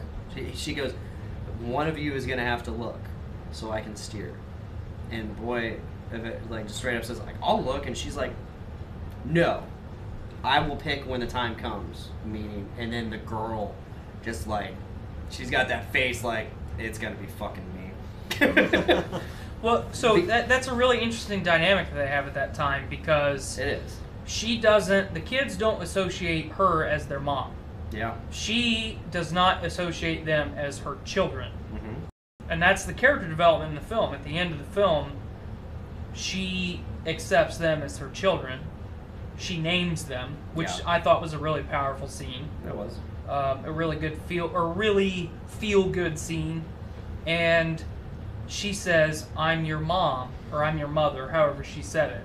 And the look on, kudos to the children that played those parts, because the emotion that they conveyed just with facial expressions at that moment was super powerful stuff. And it felt legitimate. So, what else was I going to say?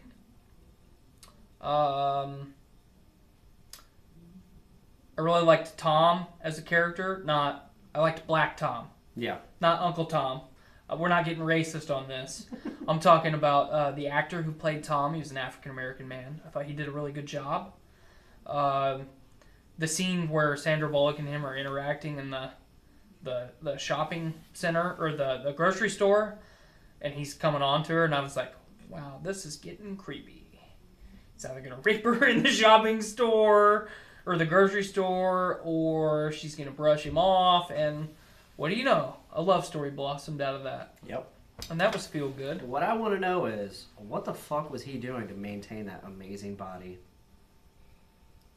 Because I told this to Miranda. Do you want me to be Cheritage with it, or? I told Miranda, I was like, I don't get it, and she was like, I'm sure that like they could get supplies and stuff. I was like, okay, this is basically the apocalypse. Supplies are not always gonna be there, and in order to maintain a fucking physique like that, you gotta have constant fucking nutrition and constant working out and shit. Or just really good genes. People will argue with me about that all day. Yeah, you're not wrong. Some people are fucking genetically Look at better. Andy. Look at Andy. Some people are genetically better. And that is Andy. You're not wrong whatsoever. So Like, what's the timeline exactly with, like, when this started? 5 years. 5 years. So it's 5 years? It's a story that takes place over 5 years. Oh, so, like, the beginning of the film is, like, starts at the end and then it's flashbacks, or is it just like Well, it yes. starts at the beginning and then it's No, it starts towards the end, flashes back to the beginning, plays out a little bit of the beginning, flashes forward to present day, like okay, goes back in time. So just kind of keeps the referencing beginning of the itself. film is the end, flashback, close to the end, and then you work closer to the end the rest of the film. Okay. I really liked it. Normally I'm not a big flashback guy, but I really liked the way that they did the flashbacks. How the present day, the flash forwards were really short, and the flashbacks were a lot longer. I really dug that. See, like listening to you talk more, this makes me want to watch it more. We're good at that. Because It's worth an hour and a half, Matt. I strongly stand by my opinion. It's worth the hour and a half that you have to sit through it. Yeah. see, I'm thinking I'm giving it a whirl. Give it a go. Yeah, I There mean, we go. like I said, you've already paid for it. Yeah. So to further put it in perspective, my wife hates everything. Okay. She said I did not like Quiet Place, but really liked Bird Box. Bam. She also said even after 5 years, he looked good. Yeah. Like I said, Quiet Place wasn't terrible, but it wasn't as good as I felt like critics made it out to be. I just thought it was everybody made it out to be like this next great film. Well, just that was just fanfare Yeah. because of John Krasinski. Whereas, Is like, I what, was just like, yeah. that's this is how a it movie. originally started, and then it blew into A Quiet Place is the greatest thing ever to happen. Yeah, I was like, oh, it's a good movie. It's nothing spectacular. But It's just a great start for John Krasinski yeah. as far as directing goes. So, But yeah, like do you want to see what the creatures More. actually look like, Blaine? Canonically? Yeah. Let me get it pulled up here. So, what would you give this movie, Tyler? Bird Box? Yeah. I'd give Bird Box a 7 out of 10 all day. Yeah. I think that's really reasonable. That's Wow. not me being super optimistic about it. Lower than me. I was gonna give it a 7.5 just to be generous. like a solid like I'll give it a C plus 7.5. B. I'd give it a B all day. Yeah, B. I'll give it a B. Okay. Oh, interesting. It's Lovecraftian. Yeah, very. It's the great old ones fucking come from space and then fucking melt your brains. Mhm. That's what happens. So we're sitting at a solid B, 7.5. Mhm. That's not bad. No, it's definitely worth the hour and a half. I can stand by that. I'm not going to argue that. You know, like it's not perfect. It's not the most amazing. Like once again, it's not the most amazing movie I've seen because I saw Aquaman. Excellent movie. But we, you and I together in the last year have seen a lot of really good movies. Yes. Together. The first movie we fucking saw was Thor Ragnarok. Mhm. One of the most fun movies in the MCU. Not one of the greatest, Fun. but one of the most fun. To story, to drama, comedy, action, Yeah. CGI, special effects, everything rolled into one. I think the first Guardians movie takes the cake without issue. Mm-hmm. I would agree with that. Yeah. I'm gonna go with that too. Yep. I would say the Winter Soldier is probably got to be number 2. I'd say 2 or 3. Yeah. For me. I'm a big fan of Civil War, but I don't think you can say that It's not as good as Winter Soldier No, it's not. by any measure, honestly. No. So, So if we're gonna do that real quick, I would say Civil War was another Avengers movie. Guardians 1, then Winter Soldier, then I would probably have to say Infinity War at number 3. Yeah. Ant-Man, honorable mention at number 4. that's one of the 3 I haven't seen. Definitely I've watch. seen the second one, but I haven't seen. Have the you first. seen Black Panther? Yeah. Okay. If you like Black Panther and you don't like Ant-Man, there's something wrong with you. Yeah, Because Ant-Man's a way better movie than Like Black I said, Panther. Absolutely. I watched Ant-Man and Wasp, and I liked it a lot. Okay, if you like So- that one, then you'll like the original Yeah. Ant-Man. So that's the one I need to see. Like I said, I haven't seen The Dark World, and then what was that last one? Doctor Strange, which I still need to watch. That's a good one too. Yeah. So So my top. I thought I was gonna hate it. while too. we're on the subject of the MCU, before we move on to our next topic, our closing topic, I want to briefly mention a Christmas gift I got. Oh, yeah. My stepson Maverick. We were at Walmart Get chili. looking for a. We were in Ohio, Walmart, Get looking for a Power Ranger toy for him. Okay. He was looking for a gold Power Ranger from I think like the Samurai or Ninja Power Ranger one, most recent. It's gotta be whatever. Zeo. I'm all about that Zeo. Zeo Gold Ranger, fuck yeah. Fucking bring back Jason. But no, we didn't find any. In fact, they only had one Power Ranger toy in the whole store. Really? One individual toy. Wow. It was just sold out. I thought you were saying that they just didn't have any, like a section. It was just sold out. Wow. However, I did see this Infinity Gauntlet toy, and I was like, I'll get that. Is it like a Hulk hand? But better? I'll get there. Okay. I want to buy this toy. So I figured, okay, I knew it was just, I thought it was going to be like a Hulk hand. Okay. Because it's just a fist. And it's just one. And it has a button on it and it lights up and noises and shit. With $20, I was like, okay, I'll get it for him.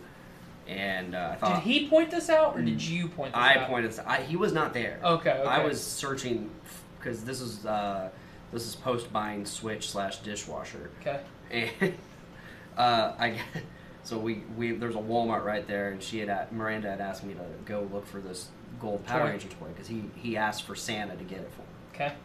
So we go on this wild goose chase. Didn't find it, but I saw and I asked her, I was like, should I get this for him? Like, I think it'd be really cool.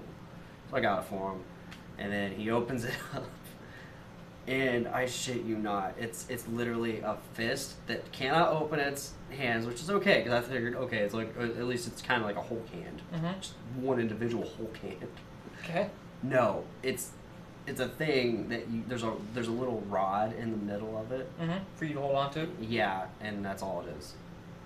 And it's bullshit. It's not. Is it plastic? It's all plastic? Yeah, ish. Okay.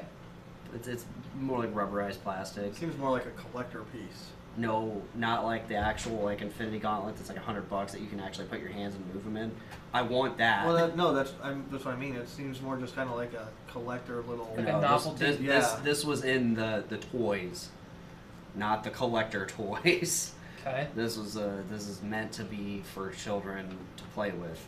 To hit each other in I the was face. about to say, you're gonna punch somebody in the face with a piece of plastic. Like I said, now? it's rubberized plastic.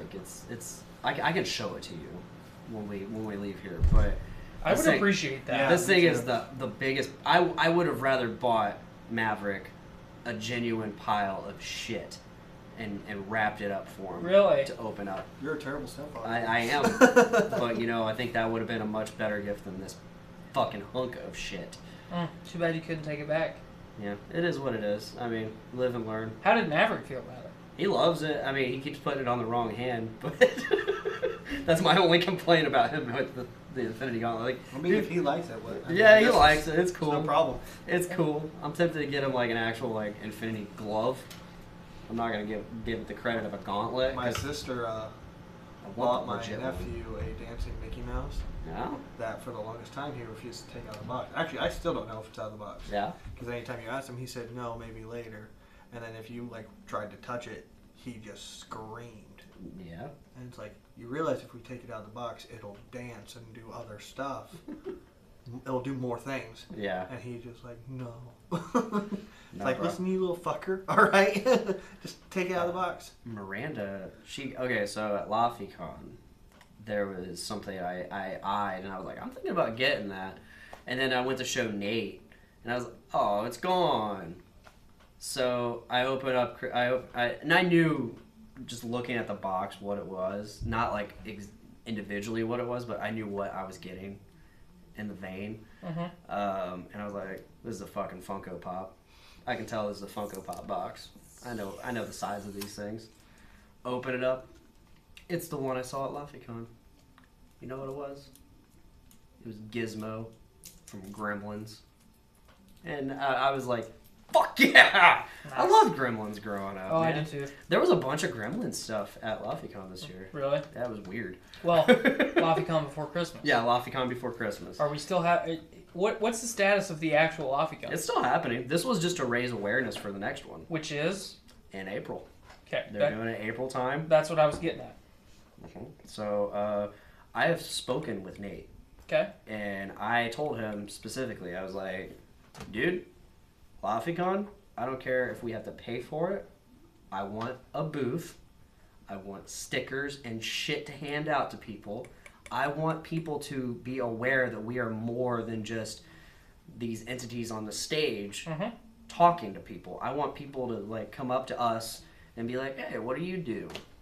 Not just see us walking around and then talking to people on stage. Right. It'd be cool. I mean, and I'm willing to sit at a booth all day if that means getting the word out about us. Yeah. So. I'd be down to go to that. Yeah. I was in Chicago when that happened last. Well, now you're available. Now I live in Lafayette. LaFiCon's a lot of fun. Basically, we host the panels, which typically end up being like mini podcasts, and you know, it's just a good time. There's some good people there. We just have a good time. We have a good time. One of the panels we typically do at LaFiCon, Brian K. Morris, he has a show called Clever Title Pending, and that is He has a bunch of shows. He does. Never mind the Furthermore. Yeah. Well, Brian K. Morris is now a part of the Journey into Comics network, with a show coming later this year. So that's great. Brian K. Morris, he's such a great dude. He's a very fun person to talk to, and he is all about his philosophy is a rising tide raises all ships, and that's his business, his Rising Tide Productions, and I love that philosophy. We all love that philosophy, and we're very happy to have him on board on the Journey into Comics network because we. Not only is he just a great person to be part of the network, I feel like he's going to bring a lot of attention to the network and more ears, more people. It's going to be great. It's going to be a good time. I'm excited. Me too. And I'm excited to have you at LaFiCon this year. And he's Matt. He's Matt. And I'll be at LaFiCon this year. Hell yeah. I mean, we get in for free. I'm going to be dapper as fuck, too. Hell Because yeah. I'm the dapper Matt. Not right now because I don't have to work, but... Yeah, he's not dapper, You Matt. got that Pikachu hat. I'm though. homeless, Tyler, today. Well, speaking of Pikachu, we've all been playing. We all have Switches now. Yeah. You and I got a Switch for Christmas. Yep. I just got to say this real fast, though. Can't believe you don't like Archer. I don't. Really hurts. Out of the blue, but When you said that, it was such a Like, shit show. did I was just did it really trigger you? Okay. For 2 weeks, I've literally almost gone through all. Hold on, the I'm episodes gonna on go Hulu. through the list of shows that are really popular that I don't watch because I'm the unpopular opinion guy. Archer, Bob's Burgers, Rick and Morty, Big Mouth. Throw some other ones at me. What's popular stupid TV shows right now? Cartoons, playing cartoons. Throw them at me. I'll tell you, I don't watch really them. stupid cartoons. Like Archer and Bob's Burgers and Big Mouth. I honestly don't. Big Mouth was hilarious. Nope. I've Not, never- All of those I've never shows seen I Big loved. Mouth. not watching any one of them because they're all dumb. They are dumb. See, I love the first three you mentioned, but I've never even heard of Big Mouth. Big Mouth is great. You know what I'd rather watch than Rick and Morty? Fucking Angry Beavers. Yeah. You know what I'd rather watch than Rick and Morty or Bob's Burgers or fucking Big Mouth? Cat Dog. Yeah, but those are come and gone. These are current. Yeah, but they don't have to be current because they're timeless. So are these eventually. No, you want to know what the Possibly. you want to know what the most We didn't know. You want to we know didn't something think that those I'm shows were most gonna be excited timeless. about being a parent? One day, my daughter's going to be about 5 or 6 years old, and I'm going to sit down, and I'm going to pull her next to me on the couch, and I'm going to say, Ruby, this is Courage the Cowardly Dog. And then we're going to dive in, and she's going to love it, or she's going to die. I'm gonna say, what if she hates it? Then she's going to die. I didn't really like Courage. Because she's not worthy. I wasn't a Cartoon Network guy either, but I was Nickelodeon all the way. Fuck Nickelodeon. You just mentioned Cat Dog and Angry Beavers, which are fucking Nickelodeon Yeah, shows. they're okay. Let me just go through some other ones. I love Doug. Doug was the fucking shit. Okay, fucking Dexter's Laboratory. That was a good show. Classic. I love Powerpuff Girls. Powerpuff Girls. Classic. Sailor Moon was the shit. Yeah, but that's not really Cartoon Network. That's Japan. I just saw it on Disney a lot. Yeah. And I was like, yeah. I was also a big I fan of watched- Care Bears. I watched Nickelodeon, WB, and Fox. Remember the Sonic the Hedgehog cartoon? Yeah, Yep. we were watching it I the watched other day. It's really bad. Well, I liked it. But one thing I want to ask, before we really wrap this up, because I feel like we should. Yeah, I need But- to eat food. What do you think the fascination in the 90s was with chili dogs? Yeah, Have you guys ever noticed that? yeah. There was like a shit ton of cartoons in the 90s that was just fascinated with chili dogs. Sonic, You're not wrong. fucking Rocket Power. Yeah. Just, I mean, there was like a dozen fucking shows. Speaking of another amazing Nickelodeon It show. was not amazing. It was I love awful. Rocket Power. It was meh. I love Yeah, Rocket it was Power. awful. Thank you for agreeing with me, Matt. Wow. I liked one episode, and it was. I always felt bad for the fat one. Tito? Yeah, that's Or no, Squid. Squid. They had like one little TV movie. Yeah. And they had to do like it was kind New of Zealand. like a triathlon. They yeah, went to like New down in New Zealand. Zealand. That was pretty cool. And then they had an episode where they had Tony Hawk, Yeah. and that was pretty cool. You know what was an awful Nickelodeon show? The Wild Thornberries. I hated that It was fucking okay. show. It was awful. It was okay. I watched it. I always just wanted to nail the older sister, Debbie. Debbie. I don't even remember these characters' names. Because everyone else on that show was really fucking annoying. Yeah. You know what was a really good Nickelodeon show? Real Monsters. That was a good one. I That was a good one. That was one of the first shows I ever watched. You know, was Rocco's Modern Life a Nickelodeon Yep. show? That Yep. was terrible. Ren and Stimpy, that was a Nickelodeon show. That was terrible.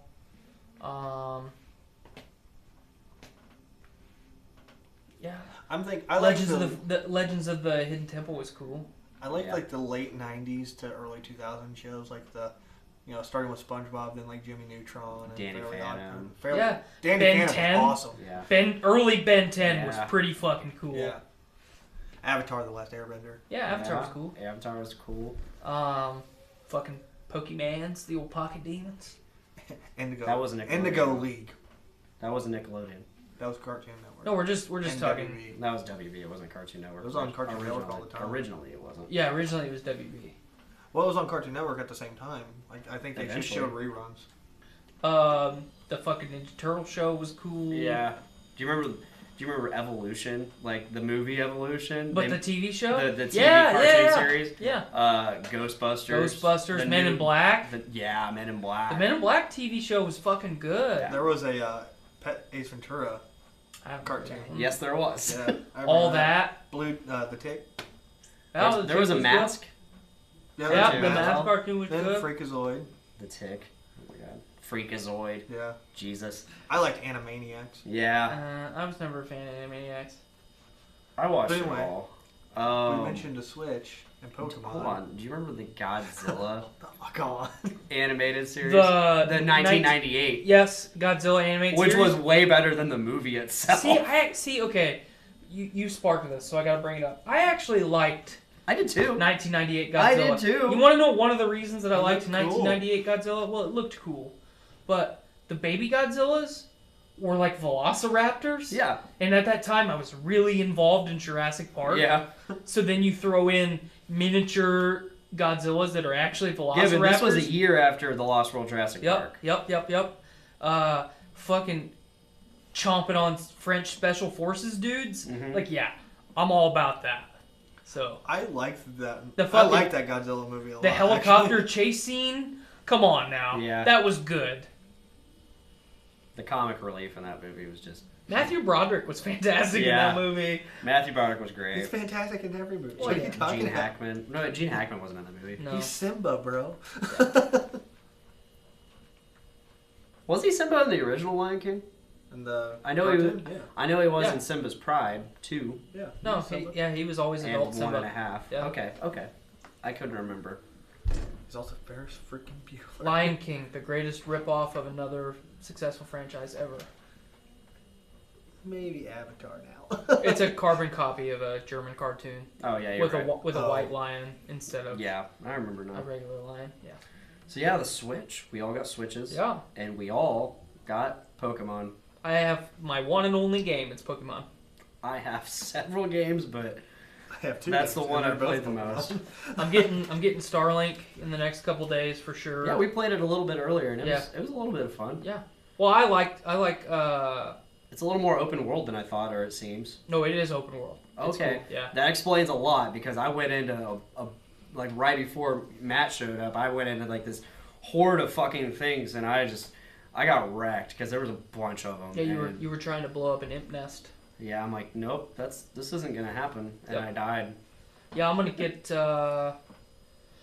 this weekend. I'll pick up Smash Bros and Starlink. I'm probably gonna get Skylar Harvest Moon, and then I think I'm gonna hold off buying anything else. Yeah. You know, obviously I'm gonna get like Mario Odyssey and Mario Kart, but I really don't want to get Mario Kart because it's just a remaster of the same Mario Kart that came out for the Wii U, which I already own. Dude, I'm convinced it's harder. Well, here's the thing. Crash Team Racing is coming out in February, I think. And I would much rather play Crash Team Racing than I would Mario Kart. I love Mario Kart. No, I love Mario Kart too, don't get me wrong. But, like, I think we can all agree in this room that Diddy Kong Racing is a better racing game than Mario Kart. Absolutely. Can we agree on that? I love Diddy Kong Okay, Racing. did I you always ever- played as Conker. I always played as Banjo. Big Banjo-Kazooie guy. Banjo was in that game? Yeah, Banjo's the bear. He just doesn't have Kazooie. Kazooie's stuffed in his backpack. I didn't realize Banjo was in that game. Yeah, Banjo's the bear. Yeah, I know Banjo was the bear, but I didn't realize he was in the game. Well, there's a bear in the game, and his name is Banjo. I don't So- remember. Yeah. I played that in 3rd grade. Well, I'm trying to help you. I played and beat it in 3rd grade. I didn't beat reverse mode, I did. but I didn't get that far. I was very close. I was almost to the space shit. Yeah. Spoiler alert. Diddy Kong. Diddy Kong was cool, man. Spoiler But alert. There's a spaceship. I really liked the Sonic racing game that came out a while ago. I really yeah, liked that. was fun. That was fun. And I really, really liked Crash Team Racing. And I've never been a Crash guy. oh man, Crash Never Bandicoot's been fucking Never awesome. been a Crash guy. So, You know, Diddy Kong Racing. Fuck, that was a fun game. Mhm. I was always Conquer the Squirrel, and then I never did play Conquer's Bad Fur Day. oh, I did. But wow. that But yeah, game- I think I think I'm gonna hold off on getting Mario Kart and just get Crash Team Racing for the Switch. yeah. Because I'd rather play Crash. When I was at Target the other day, I already have the Crash Bandicoot trilogy for PlayStation because it doesn't feel right to play it on anything other than PlayStation. But they have a double pack of the Crash Bandicoot remaster with a special edition PowerA wired controller that's all Crash Bandicoot themed for $50. I thought that was really cool. So you get a game and a controller for what you would normally pay for Yeah. either one of them, There you go. you know. I just do everything on PC now. Pretty Okay. much don't even own consoles. We're not going to talk about him anymore. PC Master Race over there. Yeah, ooh. Elitist over Yeah. there. I just get all the exact same games on my computer. Assuming your computer can handle it. It Yeah. can, because it's a gaming laptop. It's an Omen. So, Woo. what it was designed for. I built my PC and it can handle shit. I didn't build it. I just bought it stock. I was the best. I let other people build my shit, and I can play in my living room, and I just play them. I go boop, and then I play them, and then I go boop, and then I don't play them. I don't like controllers anymore. Yeah, I if you try and give me a mouse to play a game with, I'll fucking smash it. I'll play RTSs. Yeah, I'll play that. I'll play that on a PC all day. I'll play Jurassic World Evolution. But I've also had some really good console RTSs, so like Ruse. Ruse was fantastic. Alien vs Predator Extinction. Yeah, That was fantastic. fun. Yep. Halo Wars was okay. Halo Wars was really good. Halo Wars 2, not so good. I watched all the cutscenes, so I'm good. I don't need to play it. That's how I feel with most games.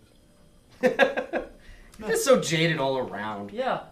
Just Well, don't put I'm fun- normally the cynical a-hole. Where have you been, Matt? Because you're not normally this cynical. I just He's been don't around. Play a lot of games, man. He's been here and he's been there. I want. And he's been everywhere. Man. I was telling this to my friends because, like, when I had my Where are your PlayStation, friends, you bastard? my other friends. My bad. You don't have other friends. You're true. There's only You're us. very, More. you're very right. I was telling some folks You're telling your acquaintances. that when I had my PlayStation, I was like, you know, like I have these games that are very story based. Like I had Horizon Zero Dawn. I had like the Uncharted collector sets and everything like that. And I was like, I just don't want to put forth the time to do the story. And I was like, which is sad because when I start playing these games, I have a lot of fun. And then I realized oh shit, it's 6 hours has gone by. I was like, I just want something I can play casually at this point, and then I can be like, you know what? All right, I'm done after like an hour. So Yeah. that's kind of been where I've been at with games lately. I rather would just get like kind of party games for like the Switch, like Mario Party and that kind of stuff. I play video games to escape the real world, so I want it to suck me in as long as it possibly can. And that's Maybe about that's all. why I'm depressed. That's about all I got to say about that. But real quick, let's talk about Pokemon Let's Go. Yeah. How much to start? Hmm? I probably have the most gameplay in mind. Yeah, you definitely do. Because I got like 50 some hours in. I have roughly 5. Yeah, I've beaten the whole game. I have 4 more Pokemon. I've got 20 hours of playtime. Yeah. God damn. Like I I have- said, 5 hours. I haven't played a whole lot. Like I said, I have 4 more Pokemon, and it's the, like trade exclusive ones. So I have Alakazam, Machamp, Golem, and Gengar. Those are the only 4 I have, which I'm going to just transfer from Go. And then I'll have my Shiny Charmander and Matt's going Shiny hunting. I've got 3 Shiny so far. I think the whole shiny thing's dumb. Some of them are but they're- cool. Some of them are like pretty cool looking. So I think shiny Pokemon are dumb. I just want Pokemon to be Pokemon. I mean, they're cool because Skylar's playing Pokemon Go. they're so rare. Skylar's playing Pokemon Go while I'm playing this, and she's like, "Hey, do you have this?" And I said, "That's not in the original."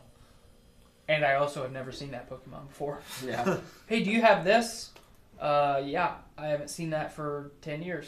Don't really know what it is, you know? I arrange mine by number. So it's always the I one just go with by your one. recent. Yeah, beat the game. They do a lot of fan service in the game, which is pretty nice. I enjoyed that. I like Blue. Seeing Blue make his Yeah. first cameo in the game's like, fuck yeah, it's Yeah. Gary. Well, there's other ones too, and I don't want to spoil them for you. The best gym by far is Cinnabar. Oh, sweet. In terms of appearance or Just the overall- just the whole thing. okay, It's a completely different vibe. is it different from the originals where you have to answer the riddles? No, but they do it on such a grander scale. It's amazing. Yeah, sweet. I'm Like- excited. They make it into a fucking meme. The whole thing, and it's the best. So Looking forward to that. I've just been hanging around Cerulean City. yeah, so I've been in Cerulean Cave basically just training all my Pokemon up to level 75 because I'm going after those master trainers. They're a bitch because their Pokemon are broken. Like I went after the Raticate trainer with my level 88 Raticate. His is level 75, and it one-shot me. Weird. Yeah. That Hyper Fang you. Did takedown. Hit me with takedown. It outsped me, and again, I'm like 10 plus levels higher than this thing. Outsped me and just one shot me. Not a crit, nothing. I was like, what the fuck? So I got to start doing those candy trains at this point. I'm just like, Yeah, I've been doing a lot of that. So I don't know if there's any specific science to it or method, but I just like, yep, Pidgey. He needs a lot more defense. Give him all them tough candies. I try to go based off of like what their best stat is, and then what their worst one is. I just want all my Pokemon to be as fast as possible. Speed is Because honestly, I want speed to. seems to be the best stat you can have. Because I want to go before them every time. Yep. It pisses me off where they do some bullshit move and then I switch Pokemon and then, oh, here's that bullshit move again. You don't even get a chance to go. Or when I paralyze people and they can keep doing something, they can keep doing whatever they want. But if I get paralyzed, I can't do anything. We're looking at you, Koga, and your bullshit. Protect. Oh God, that fucking Protect is so gay. It's a bitch move, man. It's Yeah. like the first, I'm going to say the first 10 hours of my playthrough so far, it was like light screen. Mm-hmm. They would light screen so it would make all my special attacks not super powerful, which was okay. I have a fucking Primate who has a fucking ability that bypasses the light screen and then makes break. Brick Yeah. break, and then I don't have to deal with light screen anymore. Yep. So it does the same with Reflect, FYI. So I got that away. Yeah. You know, I got that out of the way pretty quick, and then it's like Protect. oh, I select to do something. You just get to go real quick and do protect every time. Priority move, yeah, it's a Yep. bitch. It doesn't work it two doesn't- times in a row, It can. and it's very unlikely. Yeah, though. it's unlikely. Well, I've had a lot of very unlikely situations where it Yeah. goes back to back. Just do better. You're talking to them, not talking to me. I'm talking to you. No. I'm talking to you. I'm not the one fucking digitally fighting other pocket demons. Part of the cards, man. Oh. Gotcha. But anyway, the game has a lot of good fan service. Yeah. It makes me really excited for the legit Pokemon game that we're going to get this year. Yes. Well, everybody, like, I watch a lot of YouTube videos, people. A lot. And, like, I watch a lot of reviews or, previews of what, and people are like, this game's going to be shit. It's like one of the Switch's, like, it's the Switch's highest selling title ever. And then, like, it's one of the best reviewed games of the year. Like, it's fantastic. And it's not even a real Pokemon game. Yeah, it was a side game. Like, normally the way Pokemon games are released, you get the game, then you get either the, like, sister game, so, like, Yellow, Emerald, that kind of stuff, or you get the sequels, Black and White 2, Ultra Sun and Ultra Moon, the next year, and then you get a break, 1 year break, and then you get the next generation. It's a 3-year cycle, basically. Yeah. So, we got Sun and Moon, Ultra Sun and Moon, and then we got this, which is confirmed a Generation 7 game. And people are like, it's not a real Pokemon game. We technically shouldn't have even got a fucking game this year, people. Yeah. Be happy with what you got, because it turned out awesome. And I just look at this as a Pokemon Go companion. that's essentially Yeah. what it is. That's all I look at it as. It's a cool look back. It's a look back at Pokemon Yellow, Yeah. and while still introducing the Pokemon Go mechanics, and it was really cool. I was definitely worried. I was like, okay, well, how am I supposed to train my Pokemon other than battling people? Dude, I love this way of training Pokemon. Yeah, it's so it's- much more. Yeah, I don't. It's different because The- all your Pokemon get experience. That I like. Well, the thing is, they What I had don't that like thing as is I don't get to experience. battle random Pokemon. That pisses me off. I wish The they only would Pokemon incorporate I've that. battled is fucking Snorlax twice. I wish they would incorporate that to where you can choose to battle them first and then catch them. And the, Which the, they ca- the might catching in the itself should be a mini generation. game. That should be a mini Kinda game. is. Well, What- yeah, but My biggest complaint for Let's Go is I have to catch Pokemon with motion controls if I want to play on my TV, and that's fucking stupid. Yeah, I bought the little ball. I was kind of like, You're still motion controlled. I know, I like it though. I don't. It I immerses don't want to me play with more. motion controls. Yeah. what I want immerses to know me is more why into is it any different taking the doing the whole Switch and taking both Joy-Cons, putting them in a little controller grip. Mhm. Why is that any different? But no, it's either the whole console or just one Joy-Con. What? Or a Pokeball. Or a Pokeball, which I want to get. I want you. But I also don't want to spend $50 You can take on it. both Joy-Cons and put them in the attachment, and then when you throw it, you get a synchronized bonus when you throw 2 balls. Gives you more XP. Cheat codes. That's how I'm getting 90k experience with Chansey's and Cerulean Cave. Damn. Yeah. I got all my Pokemon to like level 75 like that. That's why I like train. Here's my biggest problem with grinding out Pokemon games. I love Pokemon games, but after you beat the Elite Four, and like they have like the little post game stuff, it's like, oh well, you're supposed to train all your Pokemon to level 100. By the time you're level 65, wild Pokemon don't give you shit for XP, and when you go, the only people you can rebattle, let's say Gold and Silver for example, are Red and the Elite Four. The Elite Four's Pokemon are level 50, while Red are level 80, but you battle once, you gotta go through a credit scene, and you might level up one time with one Pokemon, whereas in this sense, I've got so many Pokemon to level 100 already, like I've got all the legendary Pokemon to level 100, just by catching these Chanseys, which it makes me feel like I'm actually doing something, like I'm making ground. Yeah. Whereas, like I said, I've just played for 8 hours and I gained 2 levels.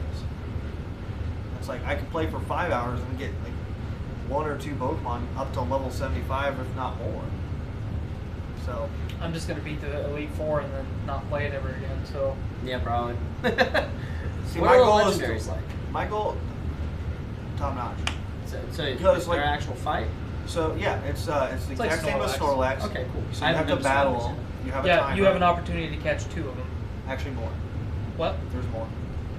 Well, I've only encountered That 2. fat bastard just keeps laying around. Well, I've only not encountered that. 2. I Oh. caught 1, You and then I ran away from the other one because I didn't want to fight it. once you get to Cerulean Cave, you can post game after the Elite Four, go catch Mewtwo. You know how you can catch combos and makes certain Pokemon more likely to show up. Mm-hmm. Hit like basically a catch combo of 11, and Snorlax is your rare encounter in Cerulean Cave, which is a cool little Easter egg from the Pokedex entry. He'll come out of the mountains and the caves Yep. Yeah. and lay down. Well, if you So- like the one that I chose not to catch, when I ran away from him, it said Snorlax woke up and decided to go back to the caves. Yeah. So, I like that. Like I said, it does a lot of good fan service stuff. But training wise, I like this ability to train. I think with the Generation 8 Pokemon games that are coming out this year now, we're gonna get kind of like a hybrid, where it's gonna you battle the Pokemon, and then you're gonna have the motion controls to catch it. Shitty. Which I love the motion controls. Like I said, I feel more immersed by it. I don't. So I feel more immersed by playing with my Switch like it's my Game Boy when it was 1998. Yeah, like I said, I wish catching Pokemon was more like a fight, and then the actual catching process was a mini game. Well, like I said, I feel like the catching process is a mini game, especially when you get the higher Yeah. difficulty Pokemon to catch, because You they just- bounce around so much. Yeah, but then you just switch to a higher level ball and then you just chuck Well, it you out. also got to bury them it's too. not always. Don't always have to. It's No, not but always to like I get don't- them to stop moving. I don't bury him anymore. It's I don't- not always like that. I I'll don't- tell you that right now. I don't wait for them to stop moving. I just time how they're coming back across the screen. I just throw a ball and for when they get to the middle. I'll say this with the legendary Pokemon, like they'll activate barriers on themselves that just burn berries up, and like little Pokeballs will hit them and they'll just disintegrate. Like they make it more fun for legendaries. Like I said, the legendaries are awesome in the game. I haven't transferred over my Meltan from Pokemon Go yet. I need to do that so I can Still start haven't training. completed all that shit. I haven't either, but really all you have to do to get the little mystery box is you just have to transfer a Pokemon over to Pokemon Go, catch it, Okay. and then they're like, oh hey, by the way, here's your mystery box. You open it up, it's like an incense for 30 minutes, and they're like, here's your Meltan. For 30 minutes you gotta catch as many as you fucking can because it's 400 candies to evolve them, and that's the only way to evolve them is in In Pokemon Go. Pokemon Go. You can't do it on Let's Go. Wow. Well, here's what you don't get the Go Park until 3/4 of the way through the game. So enjoy yourself. Yep. Cool. Yeah. I'm, Thanks for giving me a stupid Go Park and not giving me the Safari Zone. Yeah. All the Pokemon that you can catch in the Safari Zone are out in the wild now. Yeah, I know, but it's supposed to be I was called gonna back say, to Pokemon Yellow. I have the issue of, do I want to evolve my Nidorino or Nidorina? Because they're only level 20. Yes, you do. You do? Yeah. Okay, 'cause I didn't know if they got better moves from staying in their state until a certain point. Not really. You'd rather have a stage 3 Pokemon early game because you just, especially if you're in Cerulean, because Yeah, that gives you a ground type to fuck up Surge. There you go. Cool. I Like, just I used got my, the Moonstones I for used both. my Pikachu to fucking tank Surge, so my Pikachu fucking tanked his Raichu. Dude. So The starters in the game are so broken. I love it. I love it. I caught. Okay, so this is what I was telling him earlier as we wrap this up. The first Pokemon that I caught in the game after I got Pikachu was an Oddish. That's my that was mine too. that's my number 2 Pokemon right now. It's Vileplume. Yeah, dude, Oddish was a bad little bitch in that game. Yeah. I was really impressed at how fucking tough. From Oddish to Gloom, and then I decided right before I did them, or right before I went into Rocket's hideout and fought Giovanni for the first time, Yeah. I bought a Leaf Stone because I was, there, Yep. and I evolved him into a Vileplume, and he's fucking tanking for me. So It's good to have a poison type, especially against Team Rocket, because then they can't poison you. well, I have a bunch of them. So my squad right now is Haunter, Primeape, Alolan Marowak, Pikachu, Venomoth. Is that 6? I think. I wasn't counting. Alola Marowak, Haunter, Vileplume. What was the other one? Primeape. Yeah, that's it. I tried to use Pokemon I hadn't used before in the past.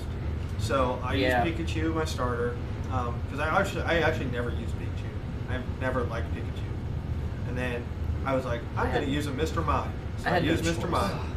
I had no choice because I had Pokemon Yellow. Yeah. Well, you don't have to use your starter. No, but So, as an 8-year-old child, you kind of want to. but you're a 28-year-old man. I know at this point, yeah, you're 28-year-old right. child. Yeah. At this point, yeah, you're right. Back So- then, I would just do nothing but tank your starter in any game. But I was like, all right, I'm going to use my starter Pikachu. I'm going to use Mr. Mime. And then I got those two. I am using a Poliwrath. I haven't encountered any water Pokemon at all. I wish they had the fishing rods still. Because you can't catch a water Pokemon until Squirtle and Cerulean, or not until you get to Fuchsia when you can finally learn the Surf ability. Yeah. And it's like one of the first gym requirement is catch a grass, or you have to have a grass or water type. So do you just teach a Pokemon the Surf TM to get the Surf ability? Where do you get the fucking Surf ability at? In Fuchsia, there's a guy next to a Lapras with a surfboard, and he teaches it to your Pikachu. Yes, I remember that was like a really awesome mini game in Pokemon Yellow. Yeah. The surfing Pikachu, and you could. Well, print out it'll teach it pictures. to Eevee too if you have Let's Go Eevee. But I'm gonna make a new profile, and I'm gonna do what I like to call the Ash Ketchum challenge. Ah, And what I'm going to do is I'm going to use only Pokemon that Ash Ketchum used in the Kanto region. Yeah, I did that for a little bit. So, well, I'm not going to use any of the evolved forms. So, like, I can only use Bulbasaur. I can't evolve it to Nidosaur or Venusaur. I can use Charizard if I wanted to. Primeape, Butterfree, Pidgeotto, Pidgeot. actually Pidgeot for you one did- episode. Well, yeah, for one episode. Actually, you can say Raticate too, technically, because he got Eradicate at one point. Snorlax, Tauros, Muck, Kingler, and Lapras. But that, I mean, he didn't get that until the Orange Islands.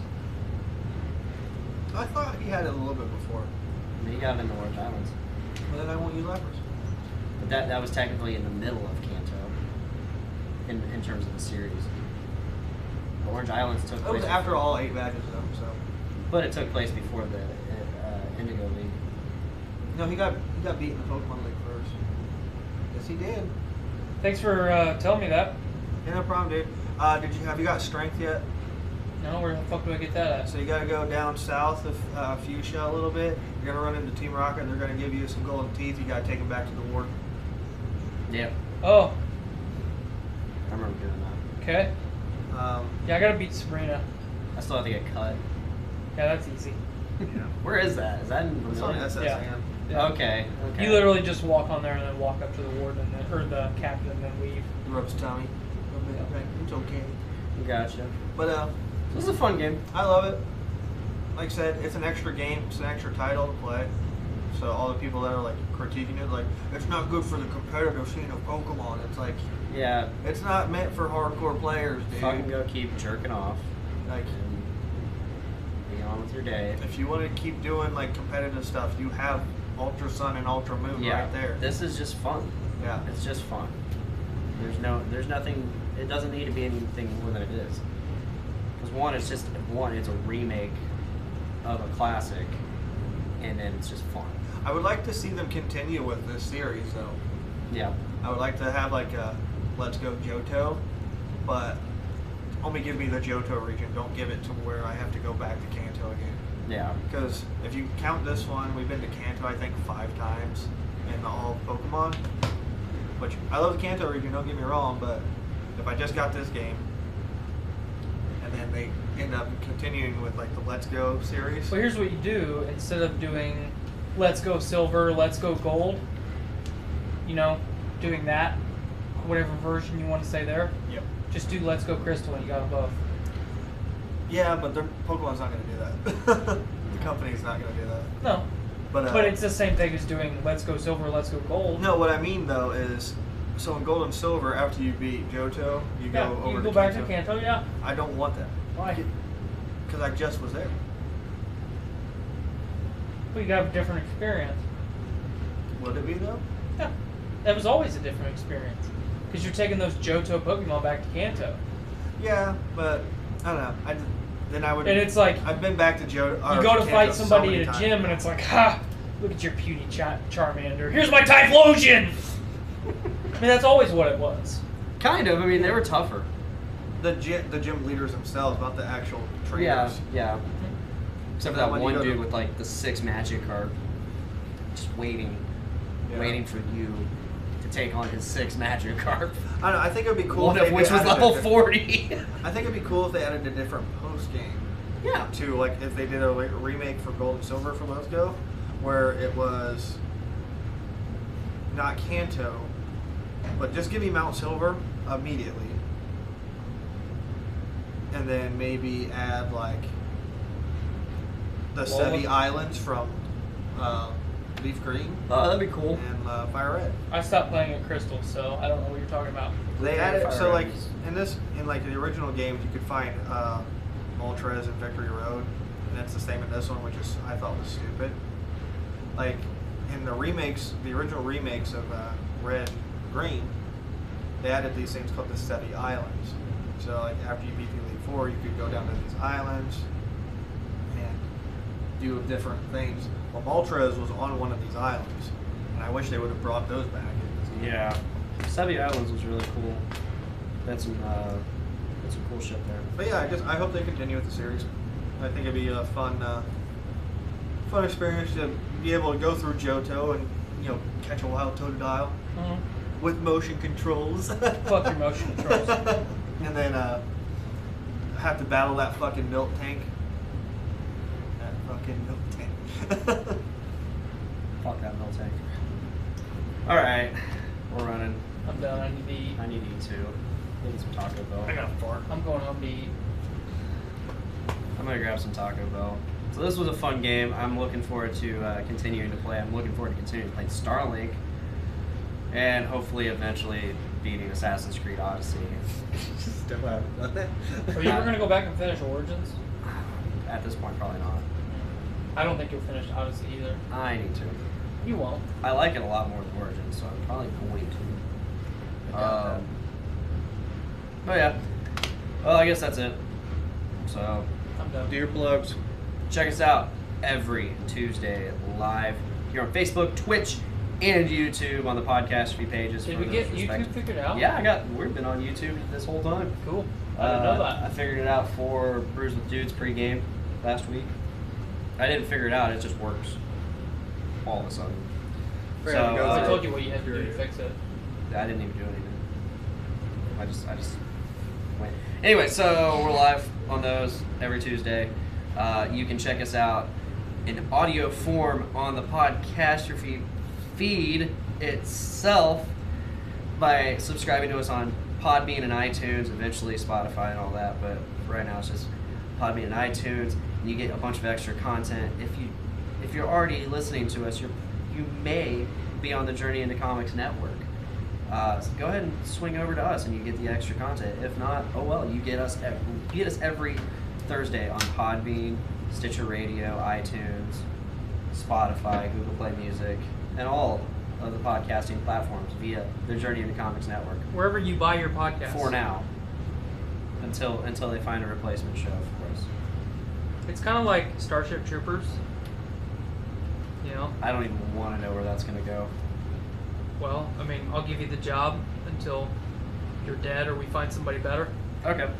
So I mean, if you haven't already, subscribe to the Journey into Comics network, and you get all the other shows like Journey into Comics, Journey into Wrestling, Core 360 coming up. Yeah, Journey into Wrestling, Gallifredio, Foodies Watching Movies, Brews with Dudes, Voice of Survival, us, Podcaster Feed, Crucial Tunes coming up, and the best of the week. Dungeons with Dudes. Dungeons with Dudes every other Sunday, hosted by Mr. Dave Linder and Nick Maxon, and who knows what else is in the works. So Yeah, check us out there. Blaine and I both have secret stuff in the works. Yes, we do. Just for us. Just for us. I'm just here. Matt's just here. Matt might have some secret stuff too. He's Matt. I don't. All right, Matt. Woo! All right, everybody. Thanks for listening. Please make every day a Big Dick Day. Bye, guys. Later. All right, I'm ready for some Taco Bell. Bye, live. Bye, live people. I forgot Bye, the camera was live. over.